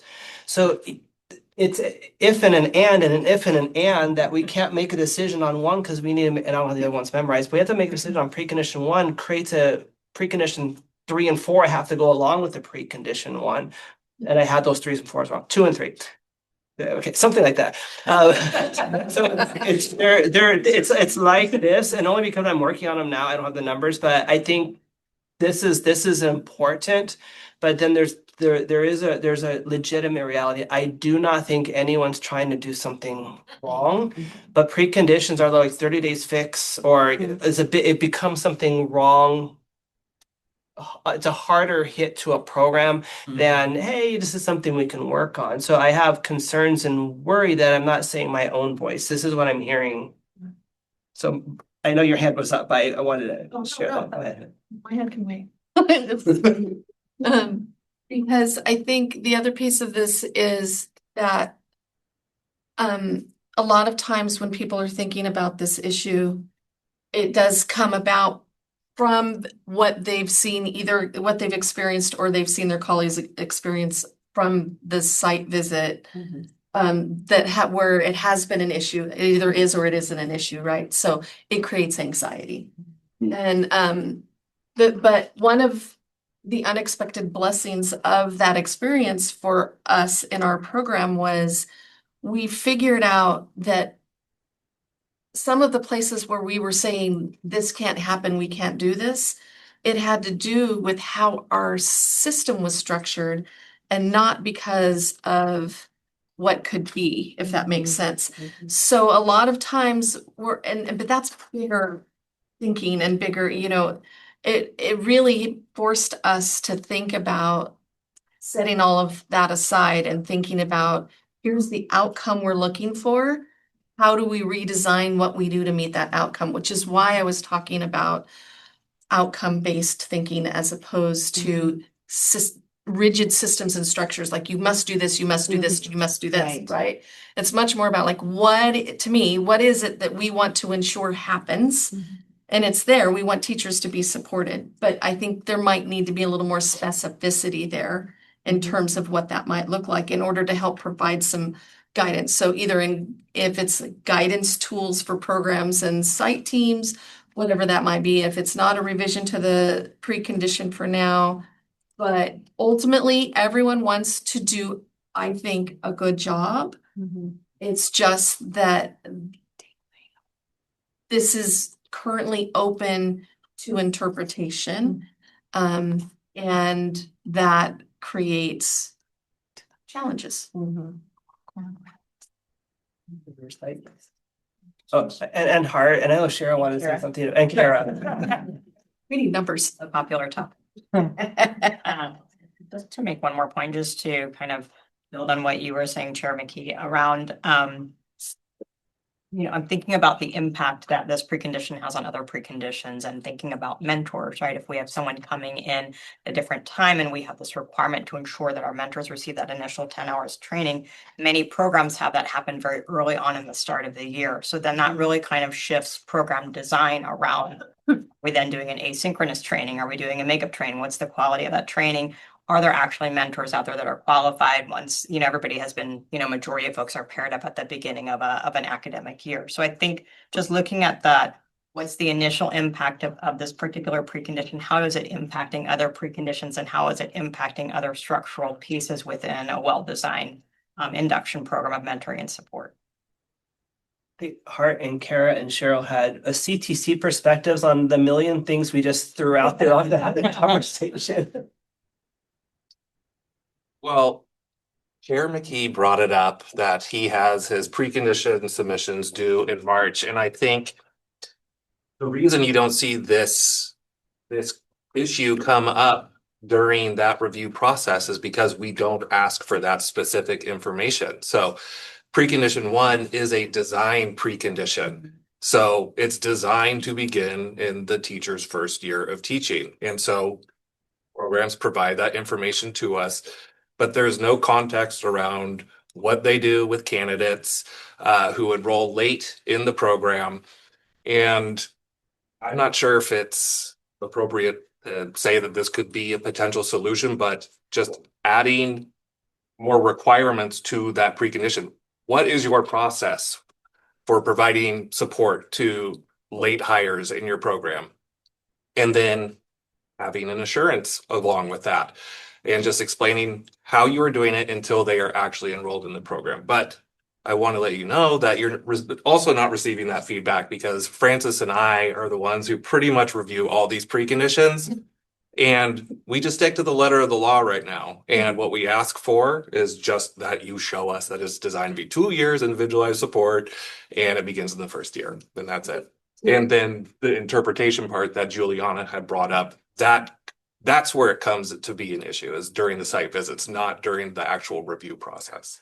I want to offer some clarifying points to what Hart is sharing in that when institutions are submitting their preconditions, March 31st of each year, we're taking those in and we're reviewing them. For precondition 1, induction programs are required to submit documentation that includes clear language indicating all of the following. I have the precondition submission pieces here open. Program that indicates programs in 2 years in length, it's job embedded, it's focused on mentoring support, and that it begins in the first year of teaching. We're going to have range of what programs submit, but as long as the language that they're including hits on those pieces, which is inherent in the language of the precondition, commission staff that review it internally indicates it as met. The other point of clarification for member Sykes, the number of hours of training, induction programs do not have a required set of hours of training. I wanted to also clarify that there isn't a 10-hour minimum. So induction programs design the scope and sequence of their training. That's spelled out in program standard 4 specifically. But it can lead to challenges specifically with regard to ensuring that the candidate has a mentor assigned within 30 days of enrollment and that their ILP, their individual learning plan, is developed within 60 days of enrollment. So to Chair McKee's point around that, the domino effects of I enroll a candidate, the clock starts 30 days, 60 days. If I'm enrolling candidates in February, the clock starts 30 days, 60 days. Programs have had a range, and I'm thinking about a couple of site visits I've supported over the last 3 years that I've been at the commission, where they've had informal supports for those candidates, where I have a cohort of teachers that came in February. We're not positioned yet to enroll them until the fall, but this is what we're doing. And that those have been practices in place. That doesn't necessarily mean that has to be the state here, but I think it speaks to the earnest efforts of our programs that are trying to grapple with. We need them to get support. We want to provide them support right away. We're positioning ourselves as best we can, recognizing that constraints still remain. I think a member Hall had her hand up. Yeah, did you want to say that? Go ahead. You can go ahead. Sorry. I was just thinking, based on what they were just saying, is there a way for us to either, don't hate me, look back at the data and see what people have done in these areas, right? And get a little bit of a sample. So exactly what you're saying. We have a cohort in February, we have a group in February. This is the informal supports that we provide. And for the next, I don't know if this is legal, year or two, allow that to be okayed. We say that's the fine way to go. And then in a year or two, look back at the data and then we could maybe make adjustments to the actual precondition. Does that kind of thing work? Right, so that gives you the flexibility of, you're not stuck in this like, August to May timeline, but then you're also not saying, well, you don't have to do anything then. That, just a side note to that though, that works well in a single district, potentially. So if you have a consortium, county office or IHE, so I'm like a consortium, I have no idea in my 8 districts who gets hired. So then what happens, I think it's a great idea, but I think then it gets muddy again if it's not a single district. I'd like to ask a question. Is it not possible when you're operating at consortium level to create a database where when an LEA hires somebody, they put that name into a database so the person at the top level at the consortium that's running the program can immediately see, oh, somebody was just hired at District A. We need to get over there and make sure that person gets a mentor and gets their plan and all of that. CRM, like a relationship management tool. Right, something like that. The other question I had was, when people come on, regardless of what time of the year they're hired, there's an HR process for onboarding those folks. And I'm wondering about the relationship in some induction programs that I've seen between HR and the induction program. So that link sometimes helps to get at those folks when they come on as well. There's a couple Bryant and Campbell. Okay. Well, I had some things, but I don't remember. I was so dazzled. So I'm gonna go back to what you just asked, Erin, because that was part, and that's been part of our experience that was a result of our site visit. And so one of the things that we were required to do was to set up a system with our districts where they reported to us monthly their new hires. That required us to hire a person to help us do that, because we have over 50 partners and that's a lot of reporting to come into us. We now ask for that information rather than a monthly report as required. As they get new people, we ask for it every 2 months or something like that. I'm not even sure because I don't do it directly anymore, honestly, but there's a process. And then we do have our mid-year enrollment, which was also a requirement from our site visit. And there have been many blessings from that mid-year enrollment, and we'll keep it. But we've also run into other aspects that are potential downsides for candidates who are enrolled in mid-year enrollment, which is if they leave their district and they go to another program, that program may or may not take half of a year of participation with us.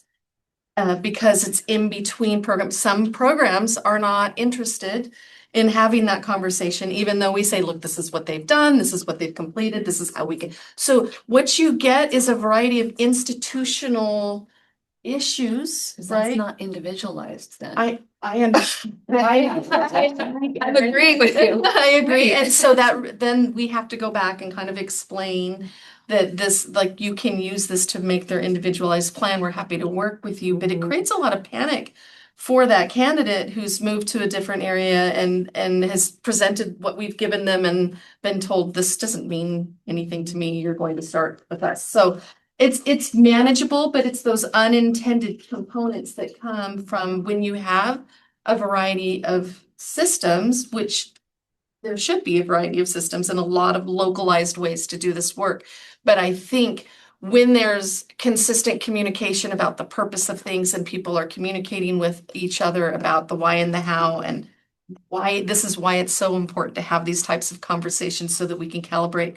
And I think thinking about the induction conference, there might be a place there to have some conversations with the large group of induction people around any aspect of implementation of this topic or any other big topics as well, because we're going to have a large number of people literally in one room. Great. For, different parts of different days. Yeah, It's like Kara, Kara. and then my co-chair as well. I'm feeling popular. So I got, and then Member Cervantes, I got a list of hands going up, so. So many great things. I was just thinking that, as educators, we've been asked over and over to change our systems to do the right thing for students and to change our systems, do the right thing for new teachers. I'm not interested in protecting the systems that are now embedded I ran a consortium program when it was called BITSA. And like you said, there's ways, there's databases, there's ways, and to hear that we couldn't do this with each other in induction is troubling. And we ask our teachers to take in the new student in February over and over and over. I think we can ask districts to provide a mentor in February. I mean, train extra, hire from outside, do what you got to do because you've done all these things for these teachers getting trained and being supported. And then all of a sudden they're not, and not getting maybe what they need. I just feel, and then our pips and our steps, what are they doing for them? I mean, they must be doing something, you hope, for those. I just think that we should shy away from asking people to take a look at their systems. Kara, you've been so patient because I wrapped around the table once and you're still over there with wisdom that's going to solve everything. Unfortunately, no. Surprise. Well, it's funny because I sent a chat to Hart. What year did the preconditions come in? Because I ran a program before this new streamlined, I was going out while the new streamlined standards were coming in, the 1 through 6 rather than 1 through 20. It was quite a fun time. And then for the program people, it started at 15, right? 15 through 20. Yeah. I'm too old. Okay. I'm looking around. Who are my friends out here? There you are. I'm like, and to Connie's point, yeah, in my humble opinion, when I was running a program, it was day one was the start of induction. And to that end, we created pools of mentors. We trained had training for our mentors and then, called them when we needed them kind of concept. So I think that's something you could add to your repertoire. And this whole, those teachers coming in February, oh, good googly, one of the letters addressed, they might come into a perfectly planned and wonderful classroom or not. Because there might have been many guest teachers ahead of them. And of all people, I would believe that new teacher might need some support that then contributes to their induction pathway because they would get the support outside of induction, which is lovely. And then they would start induction, come the new school. It's clunky, but life is clunky. So I get that. Yeah, these are things that are very challenging. And I too, Malek, I'm trying to separate out my feelings from whatever.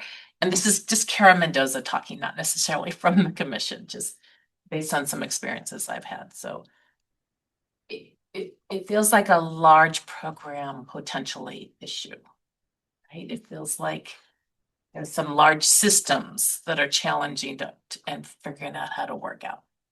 I was fortunate to be in a single district. Well, one of the comments is from the single district and the problems they're facing. They have them too. Yeah, I saw that because I'm like, oh shoot, there was my theory.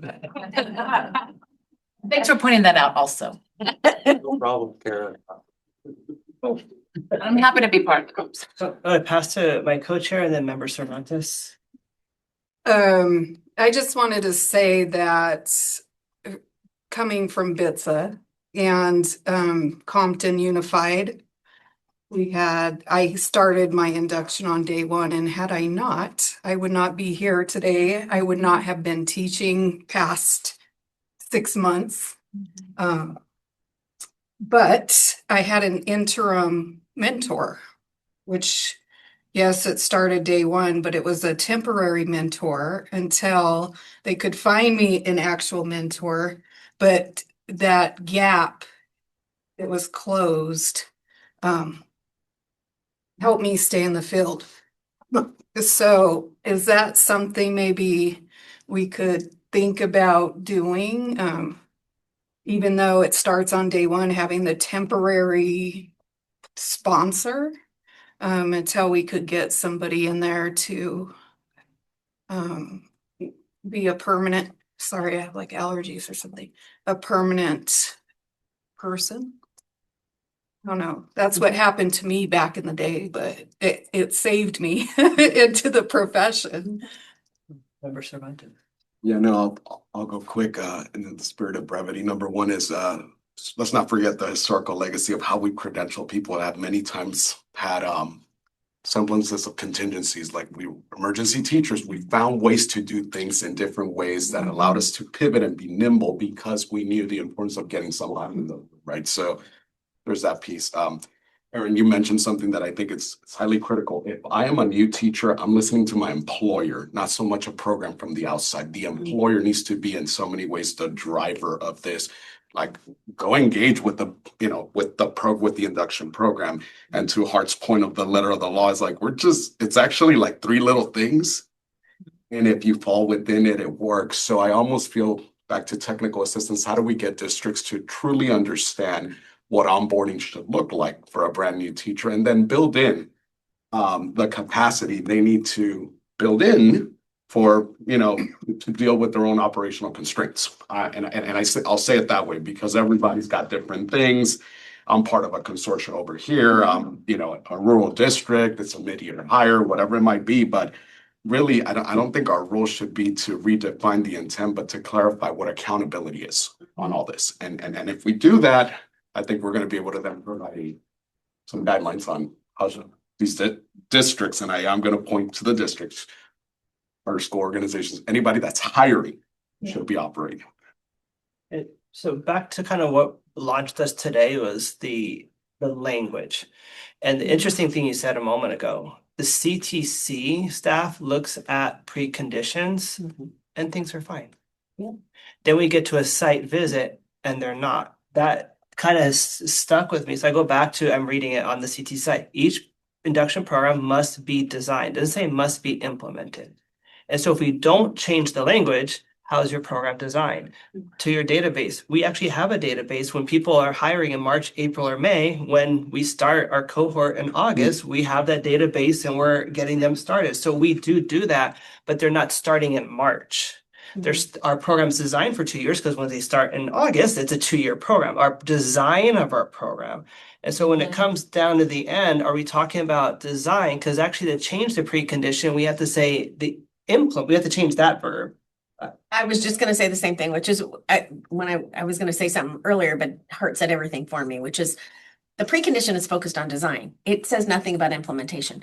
I don't think we change that precondition. I think what we do is either adopt additional language or guidance that says, from an implementation point of view, what's our expectation? Because that's where the site visit team is having the stress about what am I supposed to do here? And making it really clear. And if it's focused on the process, you used the word spirit the other day or a little while ago. And I think that's an important thing to keep spirit in mind. Like, what is the intent here? And is the program doing everything in line with the spirit of it? And how do we get at that? Like, what are those pieces? What is your process for knowing what candidates are out there that might need your assistance? And then what happens after that point in time? And it might differ from your consortium to that institution. But I don't know. There's a lot of pieces in here that we have to work on. But I don't think at the end of the day, we propose not changing that precondition, but to maybe augmenting it or coming up with something additional. So you bring up something really interesting that I think ties in with where that issue comes in, why it's bubbling up.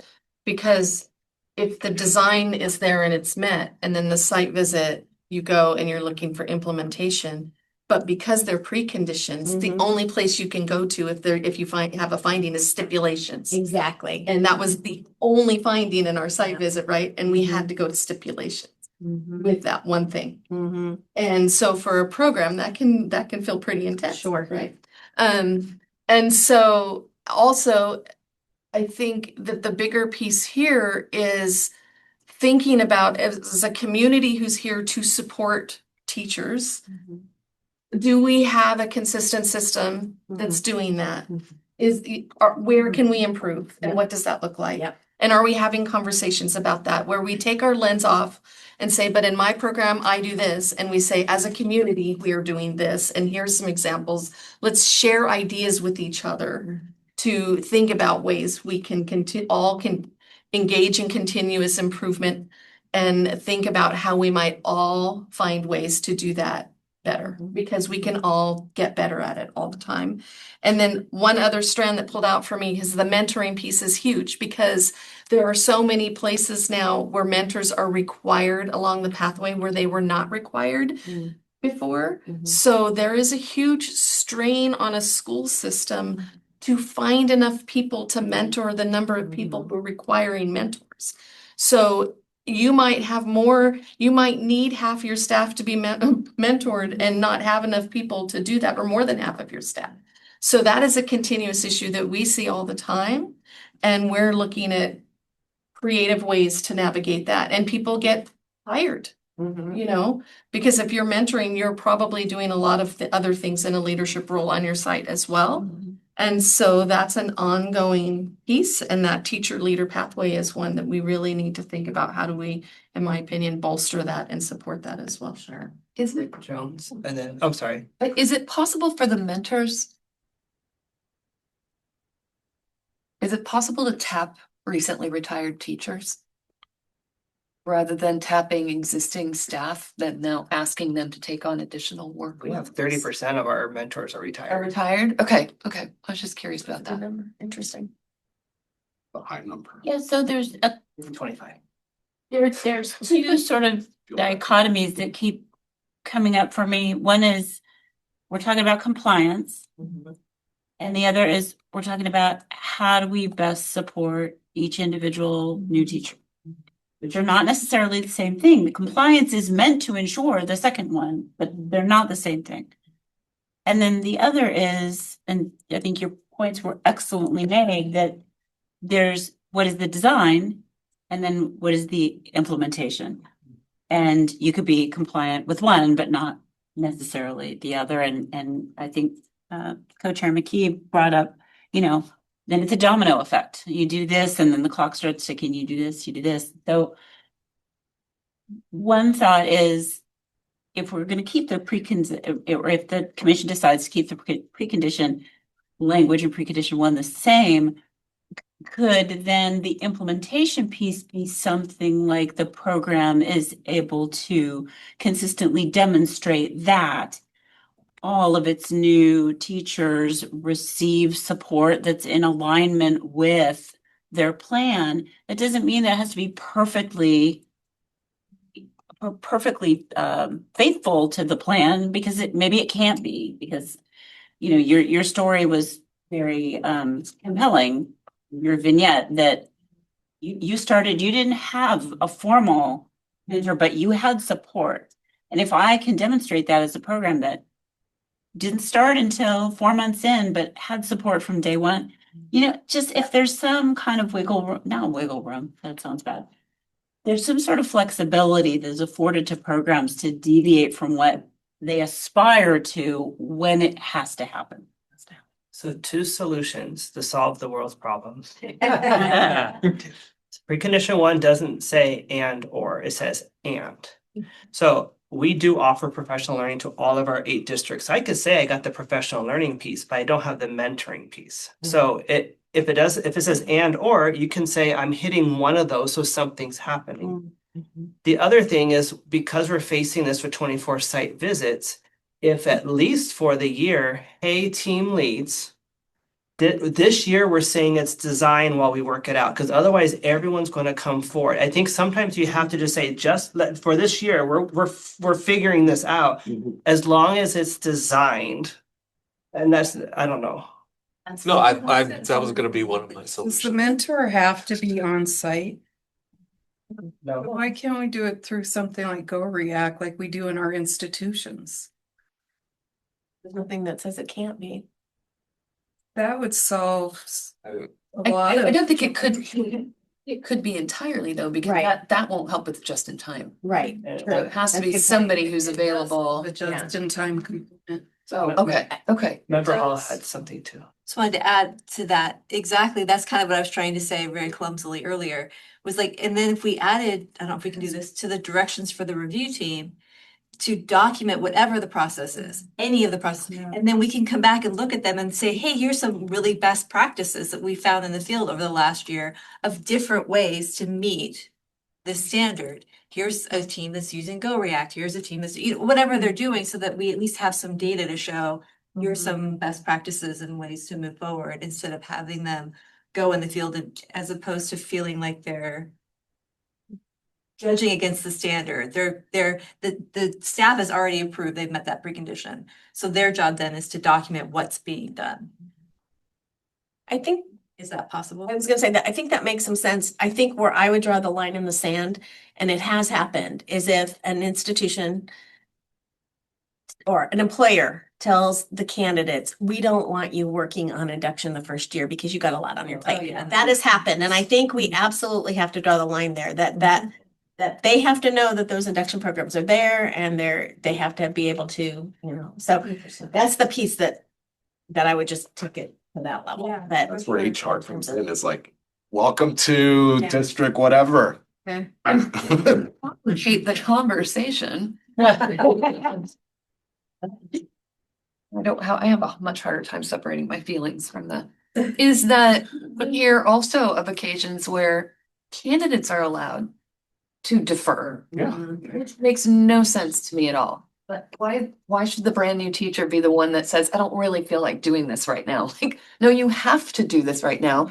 Studies and research by all of these great people around this table and others have shown that these supports will help you be successful in this profession. So that always kind of blows my mind a little bit. And then the other thing I think we talked about when we were hashing this out in our many meetings here at the staff level was, is there any value in, and this really came up for me, Patrick, when you were talking about how your program is designed, is, maybe saying, maybe it doesn't work to say, regardless of when they come in year round, you have to be ready to jump on it. Maybe there is a cutoff point towards the end of the school year, so maybe it's, if they're hired on April 1st or later, you get a give on that one because they're going to be so close to the fall semester. But somebody who comes in January or February, or even March, they still have a long ways to go. So just something we talked about at the staff level here. Art's been trying to solve. It's kind of We're all looking at that. a combination of what you said and then Member Hall said. But yes, I think it's a calibration issue for the team at this point, and it is, like, precondition language says design right now, not implementation. So we could go forward with that. But then also, instead of waiting until the site visit, just asking for a brief description for precondition 1 on how do you intend to provide, you or your partners intend to provide support to newly hired teachers outside of that enrollment window. Because for other preconditions, there's describe your process in 200 words or less. If you could just do that, and then the team can look at that during the visit and verify it's happening, then. But it's not support, it's mentoring, support, and professional learning. It has to be all three. So I would propose, if anything, we just put parentheses or no parentheses, hash mark or, then I think every district can say, I got professional learning, I have mentoring, I have support. Then there's options. But until that happens, you have to meet all three, and I think that's the struggle. And then districts are going to send them to Allen's program because they won't pay for them because they're a temporary contract. But the language of the precondition is about the program. This support that you or your partners would be providing is outside of the scope of the program. They're not enrolled in it yet. We just want to know that candidates are receiving some level of support, I think, before they are enrolled in the program, if they are outside of the window. Jump up. Are we getting feelings or? We always have feelings. We just try to keep them in control. No, I agree with that 100%, but I think that's a calibration piece with the site team, 100%, right? Like, all of those things are most likely in place to some degree. It's just about uncovering them and viewing them through that lens. That's all I was gonna say. See, so bad was it? So you're saying possibility out there, if a district has these other people and you can't provide a mentor, you can't do all this, you could say, you know what, our program for all of your new hires, the first Friday of the month, we're gonna have a Zoom meeting for teachers, brand new teacher support. And we just have a group of 20, 30 people in that room. We're providing professional learning, mentoring and support once a month. Go React, town hall, that would meet the precondition. I don't, That type of I don't even creativity. think that that's a part of precondition one. Precondition one is about the program itself. It has nothing to do with what's happening outside. I think where the commission is having some trepidation about people interpreting the first year of teaching as 12 months is that they're not receiving support for 12 months. We just want to ensure that all new hires, regardless of when they are hired, are getting some level of support. If it's outside of an enrollment window, then we know that they are at least getting, just in time support along the way. Just so they aren't just completely left out to dry, I suppose. But precondition one is about the program. That's an interesting. Yeah.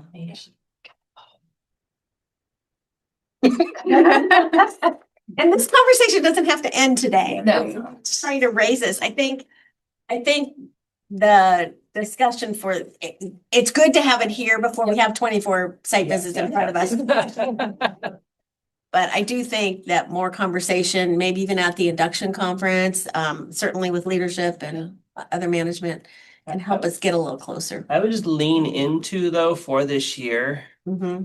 The design. The design should be the emphasis for leads for this year, and to Member Hall's point, navigate and write things down, because otherwise there's going to be 24 potential max 24 programs that are going to come back, and they're going to have this conversation is not going to end. It's going to get bigger and bigger.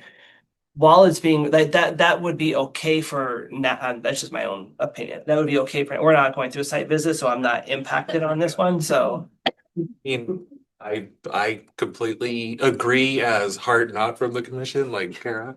Right. So Kara, It wouldn't have been an issue for me, I don't think, because it is a design precondition. Again, I don't think it would have ever come up in my mind or like during a site visit. the calibration thing. Yeah. we don't have to take action, is what I'm hearing. No action. And I didn't intend for it to be action. It's mostly just discussion so that we can kind of wrap our arms around the various challenges that get in the way of a new teacher being. Fun synthesizing that. Yeah. One sentence gets so complicated. Yep. Isn't that crazy? A lot of those one sentences throughout our standards and preconditions. But this one, because it came up several times over the last few years, we really just felt like we needed to air it and think about it and talk about it. I would say I appreciate the conversation. We don't do induction. But like Jessica, my induction program was amazing. I would never stay this teacher if I didn't have it. I mean, it was absolutely phenomenal. And the first day I had to go as a brand new teacher, I thought to myself, I do not want to do this. I don't have time for this. Are they insane? Additional thing to do? But after day one, I was like, oh, this is what I need. These are my people. So I really appreciate that. Oh, yeah. Those don't exist anymore, right? More box. No more box. I do think it's important to keep talking about, and I do worry having 2 induction programs down just today and knowing what the state budget looks like, what the default, if we don't make it set up in a way that we can both support teachers and is sustainable. Yeah, absolutely.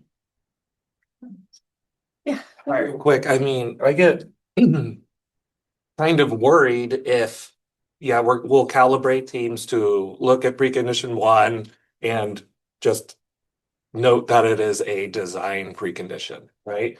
But then I also don't want a team hyper focusing on that just because during a site visit looking for how it is being implemented, because we still don't have consistency in terms of what we mean by first year of teaching at this point, right? I think we can deal with it on a one-on-one basis as it comes up. I mean, yeah. And conversely, I don't want a site team to overlook an egregious Yeah, Right, exactly. Oh, it's by design. Because some of these late hires are November, not March. Mhm. And then they go that long without landing in an induction program. Mhm. I think people that are getting hired in November, December, they probably weren't hired in June and July and August. I mean, they're probably the first people that need that support. And in these large districts, it's rampant. There's a lot of late hires in our largest district. Get hired in November, you basically have holiday weeks. So we have a public comment, or I'll take that public comment while we think through our next reflections. So it looks like I can't read from here. Nair De Silva, if you can please. So we're gonna bring Nair De Silva in for public comment. We saw you raise your hand. Feel free to unmute. Thank you. Well, first of all, I want to thank you for the very rich and thoughtful conversation. And I'd love to add that given that induction program leaders hold the most direct expertise in operating these programs and recognizing the significant shifts with the retirement of BITSA and changes to protected funding, I think it's critically important to gather current, on the ground street data before making any decisions. Collecting this street data from practitioners will ensure that decisions are equity-centered, balancing time, scope, and available resources while remaining grounded in the spirit and intention of induction and balancing that with the realities of operational capacity and programmatic context. This approach will help ensure that implementation is meaningful, practical, responsive, adaptable, and accessible to all participants and ensures that programs remain sustainable. So that's my comment for today. Thank you so much, Nair De Silva. Members of I know we've talked about a lot of things, and we have a lot more to talk about. Is there anything else that we should add, or we're not making a decision, but any other perspectives or anyone else from the public that we need to bring in? I think the last comment about gathering information from the field is a really important one. And so I know as staff, we can go back and try to figure out what's the best way to do that. Obviously, there's the induction conference, but we could do surveys, there's a number of things, focus groups, whatever, just to talk through. Because I think sustainability is important. And, raising the issue of back in the day, it was a category, BITSA was a categorical, and a lot changes when you have an LCFF. So, it changes the nature of the way programs operate, so. And sometimes we need to explore things differently as times change. What I hear, these were made 20 years ago to the point just shared. Revisiting anything is always a good thing, and maybe it stands or maybe it doesn't, but what a great conversation to have had. And I think all programs are trying to, I would say for the most part, trying to do their very best and trying to help new teachers the very best they can. There's capacity, there's finances, but then in the end, what are we bound to isn't the precondition. I just wanted to express appreciation too for the written comments that were submitted. Yeah, they were excellent. Really, they brought up great points and they were really helpful in terms of providing perspective from the field as well, so. Well, thank you. I think this has been a really rich conversation, and I think it helps us kind of think through the next steps. We don't always have the answer the day of the discussion, and this is a complicated one, so thank you. I appreciate it. Well, thank you for the opportunity to continue to discuss it, and we actually move right over to the staff reports, item number 16. So, would you like to begin? I'm gonna bump it over to Aaron because I know that there's a lot of conversation about. There's a lot of legislation that we need to report. And I know that Miranda wants to say a few things about the accreditation system bumping up again, and Kara might have a few things on grants. So I'm gonna defer it right now to Aaron. We'll go with Aaron. There was kind of a lot that I wanted to say. If you hadn't had a chance to watch the commission meeting, the recording is up, and I would just encourage folks to listen to the executive director's report out at the beginning.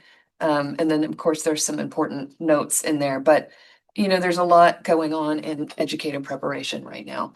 And I think we hear a lot from our IHEs who are feeling it in a very specific way. But when I was at the Cal Council conference last week, I was reminding some of our friends there that there's a lot of EPPs at LEAs.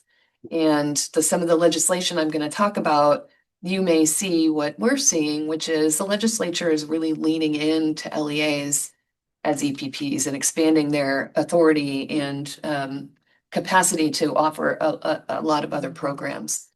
And so with that said, I don't know how many of you are familiar with AQUIP, which is one of the 2 national accrediting bodies.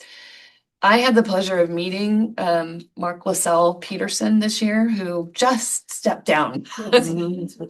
Just stepped down as the CEO and president, but he sent out some of the most thoughtful and inspiring monthly emails to the AQUIP partners. And I just appreciated reading those so much. And I wanted to quote something directly from him, and then I promise I'll get into the staff updates, but I just thought this was so important.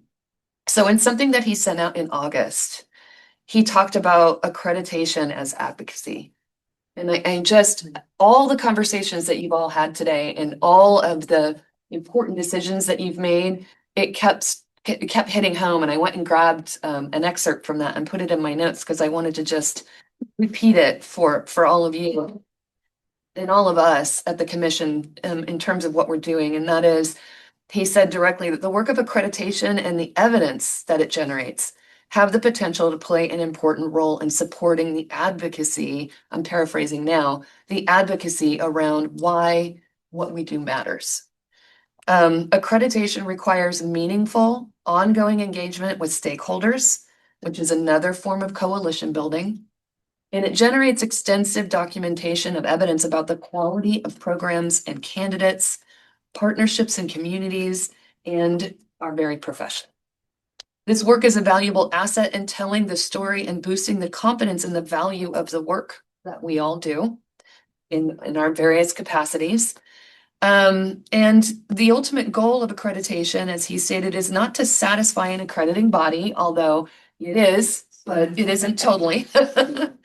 But it's to assure the public that programs are preparing effective educators who meet the needs of students, families, schools, and communities. And it is ultimately a trust-building endeavor grounded in our work.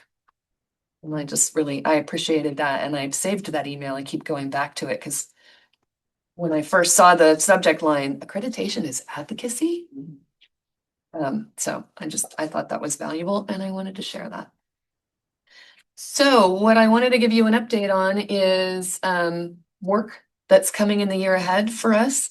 A lot of this is grounded in legislation that was recently passed by the legislature and signed by the governor. So a couple of things, commission membership now has the opportunity to change. The governor signed AB 1123, which will go into effect on Jan 1.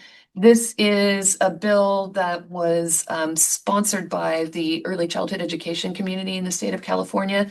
So this will modify the membership of the commission by changing existing seats. So it's not adding seats. It permits an early childhood education professional to fill one of the 6 teacher positions the next time a teacher position comes open. So that's an allowance. It's a may. So that's the governor and the legislature have the opportunity to choose an early childhood education professional for one of those seats. The shall is that the first vacancy of a public member shall be a faculty member of the early childhood education system. So we shall see how that rolls out. Again, that doesn't go into into effect until Jan 1, but we do have some members terming out on the commission. So in terms of leaning into LEAs, so LEAs have been given the authority to do a couple of new things this year in legislation. AB 606 is now authorizing LEAs to offer PPS programs, not just CWA, but now school psych, school counseling, or school social work in partnership with an institution that is regionally accredited. So not accredited by the commission necessarily, but regionally accredited. We have some defining to do around some of this, like when something as vague as in partnership is in statute, then we need some regulations to really clear that up because we know programs are going to ask us, what does in partnership mean?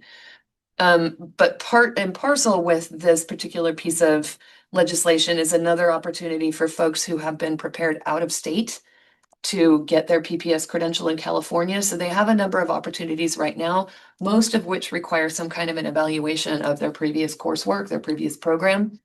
Now, if they have a program and they have basic skills and they have 5 years of experience, they can get a preliminary credential. We do not currently have preliminary PPS credentials. You take your program, you get it clear.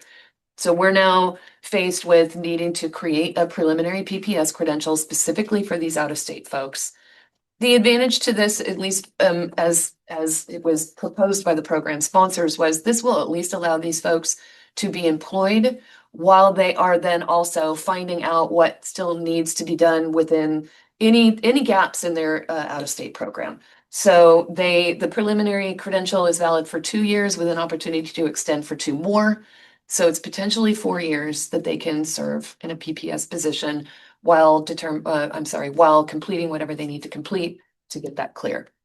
So again, these things were just signed and we were off at a million conferences, it feels like every year in October. So we have some work to do around getting these things ready for implementation.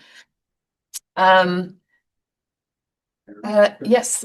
Who evaluates an out-of-state or who's going to be deemed? It will be the commit. It will be in our certification, in our licensure division. Yeah. Yep. AB 959. Wait, I'm sorry. Let me just make sure I answered that correctly.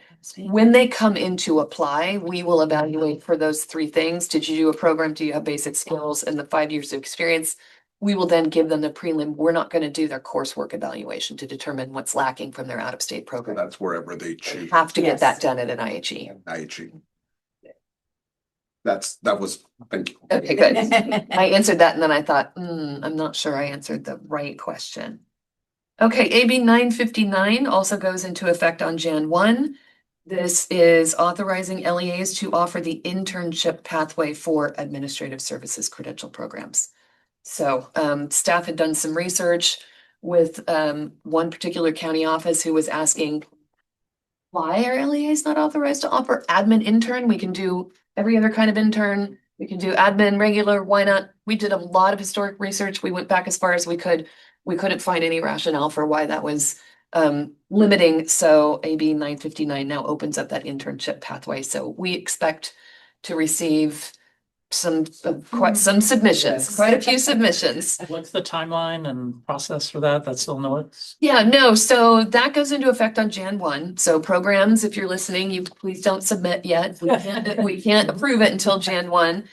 But this will look like anytime a program that has a student teaching pathway adds an intern. So we're going to look at the intern preconditions and a couple of other specific things. So that's typically what we do when you want to add an intern pathway.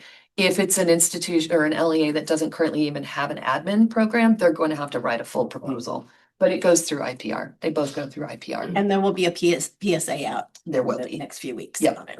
We're working on it. AB 1119, again, doesn't go into effect until none of these, actually, I shouldn't say that. None of these had emergency provisions on them or urgency provisions. So everything starts on Jan 1. 1119 is a dual credential. It says work group in the title of the bill if you open it, but there's no work group required for this. This is requiring the commission by March 1st of 2027, so just a little over a year from now, to develop, establish, and promulgate through the regulatory process opportunities for teacher candidates to obtain and current teachers to obtain dual credentials. So specifically, the impetus behind this was how can we get more folks dual credentialed, multiple subject, or I should say, gen ed and special ed. So the amazing and wonderful and talented William Hattrick is taking a look at something like an 80499 process. Is that too insider baseball for everyone? So it's somebody with an existing credential that wants to add another credential type. For right now, if it's, let's say, a multiple subject person who wants to add single, they have to do subject matter competence and they need a methodology course. So what would somebody who has a multiple subject, wants to add ed specialist, what would they need to do? So if we can find a streamlined process for existing teachers to add those credentials and vice versa. You have SPED and you want to add MS, then we'll be taking a look at that, and we have until March 27 to do that. There's a lot of questions on that in the field. Oh, yeah. Oh, yeah. sure there are. Erin, is the spirit of it to look into, to take stock of that first preliminary credential and say, well, looks like, because we used to do this with our programs, if you took like language development, and say that would count for the SPED one, but and getting into a remainder of like, what else do you need to be able to fulfill all competencies of the credential? Is that the spirit of it, or is it like A lot of institutions can do, you can do that now. You can do that now. That's what I'm I saying. think what they're trying to do is create a system that cuts across all institutions.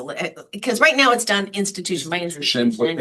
Yeah. And so I think they're trying to make this more Yeah. easier for everybody. So if I wanted to go from this IHE to this other one. Yeah. There's a certain process that everybody goes through, and you can go through it. I think that would be.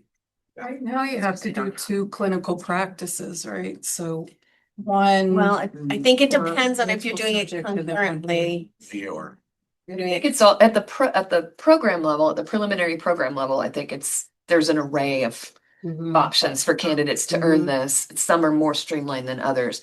For an existing credential holder that wants to add something. Yeah. So that's what we're going to focus on at the staff level initially. There will be some discussions about what might happen at the program level. That's not the requirement of this bill.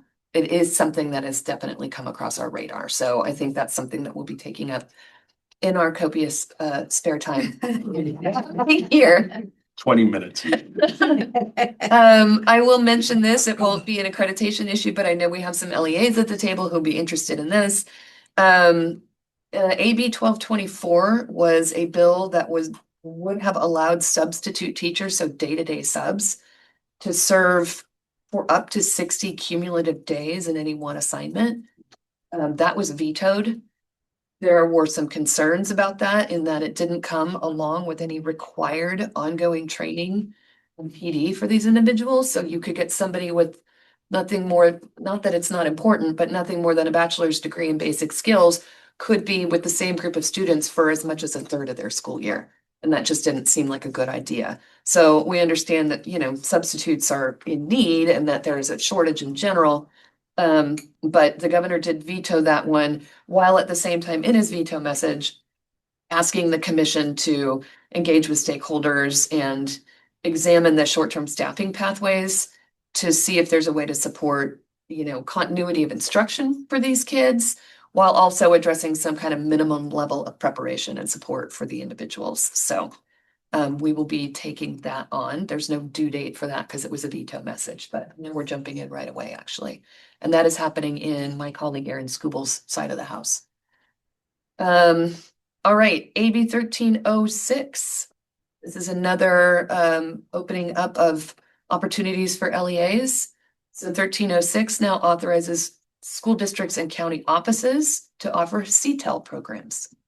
So there will be a PSA about that and more coming on what that will look like as well. Right, administrative services. So this is a biggie. If you didn't watch the commission meeting last week, or didn't see agenda item 2D, I encourage you to do maybe not both, one or the other. I was presenting and my slides got out of order, so it was less than streamlined. But if you read the item presents a work plan. And I think the work plan is what's important because it talks about what we're going to need to do based on what I'm about to tell you and what the timing of those things is. So there were 2 bills that were signed this year, and in conjunction with those 2 bills was a veto message from a year ago from the governor, who vetoed a bill that was support or sponsored by occupational therapists and physical therapists trying to find an inroad to the admin services credential pathway. Currently, education code only allows certain credential holders, individuals with credentials we issue, to get into those admin services programs. OTPTs wanted an inroad. We don't credential them. So it's been a struggle for them. They've sponsored a number of bills in the last few years, which have all been vetoed. So when the governor vetoed 2725 last September, he, in his veto message, asked the commission to evaluate the potential of 2 pathways to the admin services credential, one for teachers and one for non-teachers. So we already had that on our radar. Then 2 more bills were introduced this year, both of which passed, related to admin services. One was AB 1009, which was the occupational therapists and physical therapists' latest iteration of their desire to find an on-ramp for admin services, and this one was signed. So starting on Jan 1, OTs and PTs will be authorized to enter preliminary admin services programs.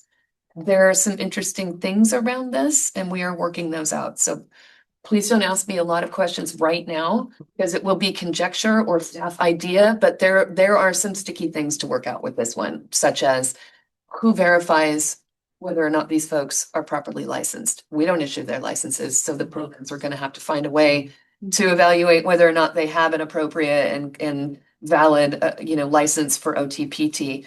But if they have the appropriate license, they verify basic skills, and they can demonstrate 5 years of experience as a school-based OT or PT, they can enter a prelim admin services credential program. One of the other sticky pieces in this is that it specifies that these folks, when they come out with their admin credential, would not be able to supervise or evaluate teachers unless, just opened up, unless their employing LEA determines that the individual possesses additional educational or job experiences, training, or an advanced degree that qualifies them for the responsibilities of a school administrator. So we are really tearing this one apart piece by piece to find out what we need to do to assist with the implementation and provide technical assistance to programs who are going to ask us questions. Because we are already being contacted by individuals with OT and PT licenses asking how soon can they start to be admitted to programs. So we hear you, field. We're having a lot of hot conversations about this one. So in addition to that bill being signed, the governor also signed AB 1454, which is the bill that requires that the commission open up the admin standards and make sure that these individuals are being prepared with literacy content, similar to what teachers are prepared with, but from the standpoint of knowing it so that they can support teachers. So the standards are not likely to look the same as they do for teachers, because teachers are delivering the content. But, as you all know, there's a big push in this literacy. So there's PD happening at the existing teacher level. We've got Standard 7 and TPE 7 happening at the preparation level. So we need to get something in there for our admins as well. I imagine, as you know, anytime we open up credential standards, the admin standards haven't been opened up since 2017. So there's probably some other content that needs to go in there. Not the least of which is probably supervising transitional kindergarten and potentially preschool, as universal TK has kind of been really pushed out. So that work has to be done by September 1st, 2028, which is a nice timeline. It's still fast, but it is one of the nicer timelines we've been given from the legislature. So, but with the veto message in 1009, it is a massive body of work of opening up the standards, potentially creating 2 pathways, potentially creating 2 different types of admin credentials, updating exams, assessments, all of that will have to be looked at. So if you want the details, please look at agenda item 2D. It kind of lays out how that work will be accomplished in the next about 1.5 years. And it includes a certification process. No, it doesn't. Oh, it doesn't? I thought it did. It does not. It does not. I thought the last version. Blacked out. I have PTSD, okay. It does say that the commission will ensure that programs are meeting the standards, but it does not use the word certification. So we are back to the way that we have always evaluated whether or not the programs are implementing, which is we have a process. We ask programs to look at what they're doing, show us where there's gaps, how are they going to fill those, how are they going to meet the standard. We do some follow-up, and then of course we have our site visits. But we've had a process for rollout of new standards, and we'll be using that one. In addition, this bill also includes updating the standards for reading and literacy leadership specialist and the reading and literacy added authorization. And that needs to be done by Jan 1, 2028. So that's a little earlier. But again, that was already on our radar. So it's always lovely when they pass a bill that's work that we were planning to do anyway. So that's the admin work. That's a big chunk of what we'll be doing in the coming years. Then the budget bill, which was passed in July, and this is some exciting work. So the commission is clearly being seen as the place where talented people make sure that good money gets out to programs that want to support candidates. And that's fantastic. Kara and her, what is a very small team right now that we're hoping to grow, has been doing this really, really well since 2017. And as they say, no good deed goes unpunished. So in this particular budget year, the legislature approved another $70 million for teacher and school counselor residencies. That taken along with 66 million, which was due to us, but through bureaucratic red tape, we hadn't gotten it. So we got that passed through from CDE, which means $136 million in additional funding for teacher and school counselor residencies will be rolling out this year. Kara and her team were ready to go. And then we had some more conversations with our legislative partners who really wanted to see a little more emphasis in the RFAs on sustainability of these programs. So instead of assuming the money will always be there, which we know is, I mean, it's been looking really good, but at some point it won't be there.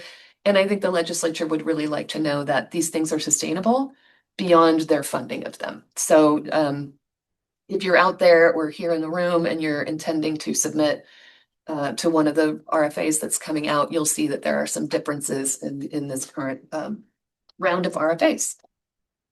And last but not least, the legislature provided $300 million for a student teaching stipend program that will provide student teachers with $10,000 during their clinical practice, which is quoted as 500 hours in the legislation. As much as we kept reminding them it's 6, they said 5. It doesn't really matter if they're doing student teaching, they will be able to obtain this $10,000. Now, 6 million of that is carved out to be divided across 3 other purposes. One is developing a grants management system by April 1st of 2026. So we are speeding towards that due date, and Kara and her team and our IT folks are working really hard. That grants management system, the first focus of that, according to this money, is to make sure that we have a way to get those stipends out to teachers, because it is Prop 98 money. So there's an LEA flow through there. So we're trying to figure out how that works best, how to make sure we don't double pay anyone, all of those good things that the legislature would like to know when they ask us about the ROI on this amazing investment that they're putting out. In addition to the grants management system, the $6 million also has to cover a multimedia campaign focused on recruitment. And there will be some components in that related to the governor's executive order in July that asked us all to really focus on better recruitment of men into the profession, all men. So probably we'll be taking some of that into consideration in that multimedia campaign. And then finally, there needs to be an independent evaluation of this grant program. I'm sorry, it's not a grant. It's not a grant of this stipend program by July 1, 2027, and then annually every year thereafter that the stipend program is in place. So that's very exciting. It's been a very long time since there's been student teaching stipends. I made the mistake of saying at Cal Council that this was unprecedented. And then one of my older peers in the room came to me later and said, it's unprecedented for you. And some of us have been around long enough that we remember the governor's stipend that was, and I stand corrected, but I think we're all very excited about this nonetheless. And then finally, along with that is bringing the National Board for Professional Teaching Standards Certification Incentive Program to the Commission in 2027. So it's currently being deployed by CDE. We will be taking that over starting July 1, 2027. Along with all of this, I would be remiss, and I won't go into detail, but we are also undertaking all of the work around implementation of the RDI TPA panel recommendations. So a lot of work on performance assessment, helping programs get it embedded. What does it mean to, evaluate programs that are low performing? What do our interventions look like? So a lot of work around that, as well as updating the subject matter requirement in terms of our initial focus on this is taking a look at the subject matter, the domains and the requirements of that to see if there is a way to better streamline that or better organize it so that programs that are doing subject matter, transcript reviews for their candidates who need subject matter can do those in a more expedient, more streamlined way. So that's our first focus. And then the rest of it is there are some subject matter requirements that haven't been updated in a very long time. So if we have exams out there that teachers are taking and they're not aligned to the content that they're being delivered, we want to take a look at that as well. And then just a general exams overhaul. We are coming to a close on our longstanding examination contract with Evaluation Systems of Pearson. So we will be releasing some requests for information, or we'll be opening an RFI time period where other vendors who are interested can contact us and talk to us about what it might mean to be our vendor of examinations in the state of California. I think that's everything. Yes, whoever is first, please. Sorry, can you just go back to the very beginning? No. Repeat everything. Everything. What was the bill to do a streamlined process to add a special ed to a regular ed or vice versa? 1119. 1119. And it's AB 1119. Thank you. To the last point, I think in ensuring that as we paint a full picture comprehensively, recruitment, there is a recruitment component there, of course, and it becomes a bottleneck even when you want to go after a particular population. So I'm glad that that's being considered because that is a barrier too. When you said that, I'm like, that connects immediately to that. And tackle one, you tackle the other, you tackle them together. And Mike, did she answer your question about admin? Okay, great. I was gonna ask Kara if she has anything to add about the grants. We have open RFAs right now. So we just accepted our computer science applications last Friday. Our next round of applications due are November 14th for classified, November 21st for newly revised math and reading and literacy supplementary incentive grant. So they added math to reading and literacy. It's November 21st. Then applications are due for school counselor residency capacity on December 5th. Computer science will have their next round due January 23rd of 26. And then teacher residency or the new infusion of the 70 million plus 66 million portions thereof will be due January 30th. And then last but not least, school counselor residency implementation applications are due February 27th. So as I said at our grants meeting last week, it's RFA season. I didn't know it. What's an RFA season? Oh, yeah, but then not an RFA season. It's the first of the year of RFAs. Yes. So yeah. It's crazy. That's all I'll say. You consider all the work Kara and her is doing on top of what the legislature's bringing our way. It's mind-boggling. So Add that into the COA report. then I was just gonna toss it to Miranda, but go ahead, Julian. Yeah, I just wanted to say, like, hearing this and then looking at the report, I'm like, there's a lot happening here. Like, wow. Like, definitely commendable. And also just wanna, like, and I know I've shared this before at another meeting, just raise up like how important it is that there is now grant, funds available for those going through student teaching to receive some form of stipend during that. And the hopes is that it will make this profession more accessible when we think about kind of, those that might have debt from their bachelor's degree and then are entering into a credential program, how the credential program is not necessarily attractive if they're going to incur more debt. And would love to see if there might be a way for other pathways within the state of California, such as intern, to also have some sort of funding availability to make the tuition, offset for them as well, similar to how student teachers are now able to receive this stipend. I think with an eye towards affordability, there's other work going on. I am not in a position to talk deeply about it, because Adam Ibrahim, our chief deputy, this has really been a focus area for him. But we have a lot of effort also going into developing teacher apprenticeship programs. And if we're able to be successful with that in the way that we're hoping, somebody could potentially get a classified grant. They could get some funding for that classified work that will help them get to a place where they can jump into an apprenticeship program, which, by the way, has to come at no cost to candidates, apprenticeships. So they would be able to move through that, and then potentially, if they still needed to, could get into a residency. There is the potential for somebody, if we can weave all of these things together, to move from, let's say, classified to a preliminary credential with very limited costs, like extremely limited. So a lot of work going into those efforts.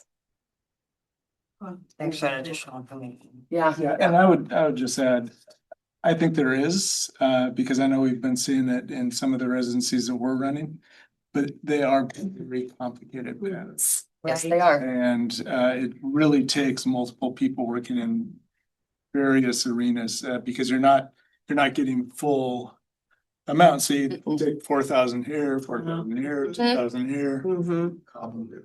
Yeah. It's difficult.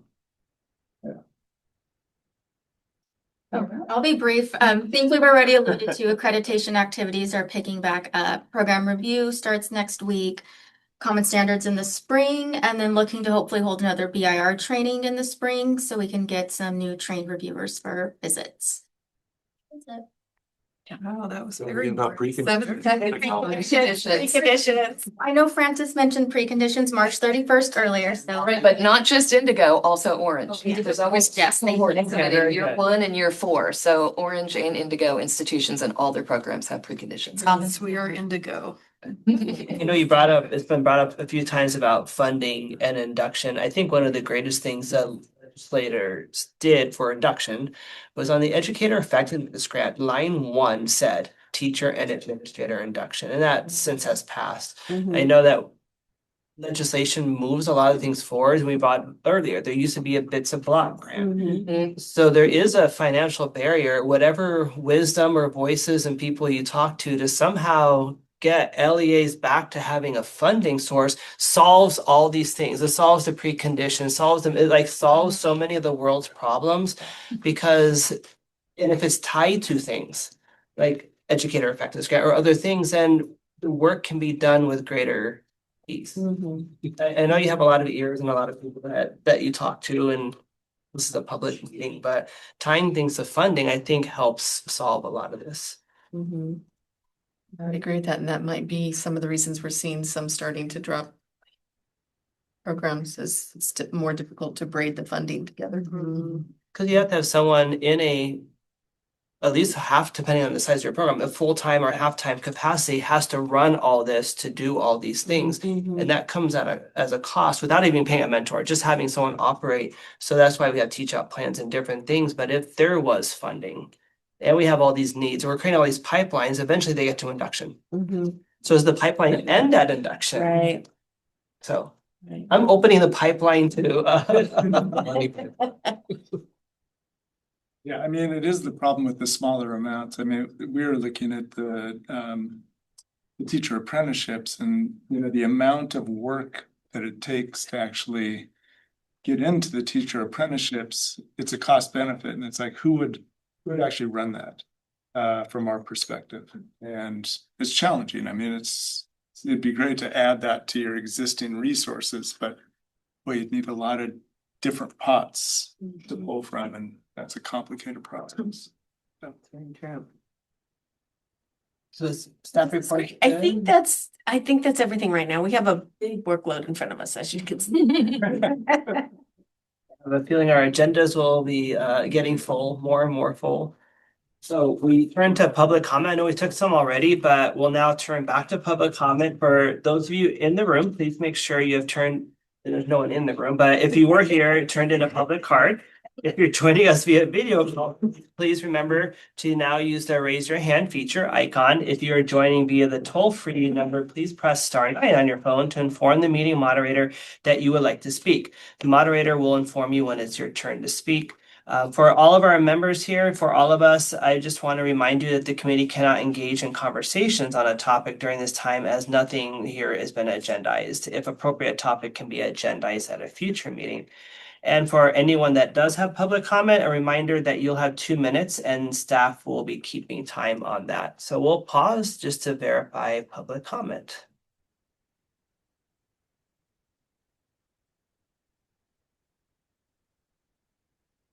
Public comment. With that, then, having no further business, I adjourn the October 2025 meeting of the Committee on Accreditation. The next meeting scheduled for the committee will be on January 29th to 30th, 2026. It'll be in person, and administrators will let us know whether it'll be both days or only one day soon.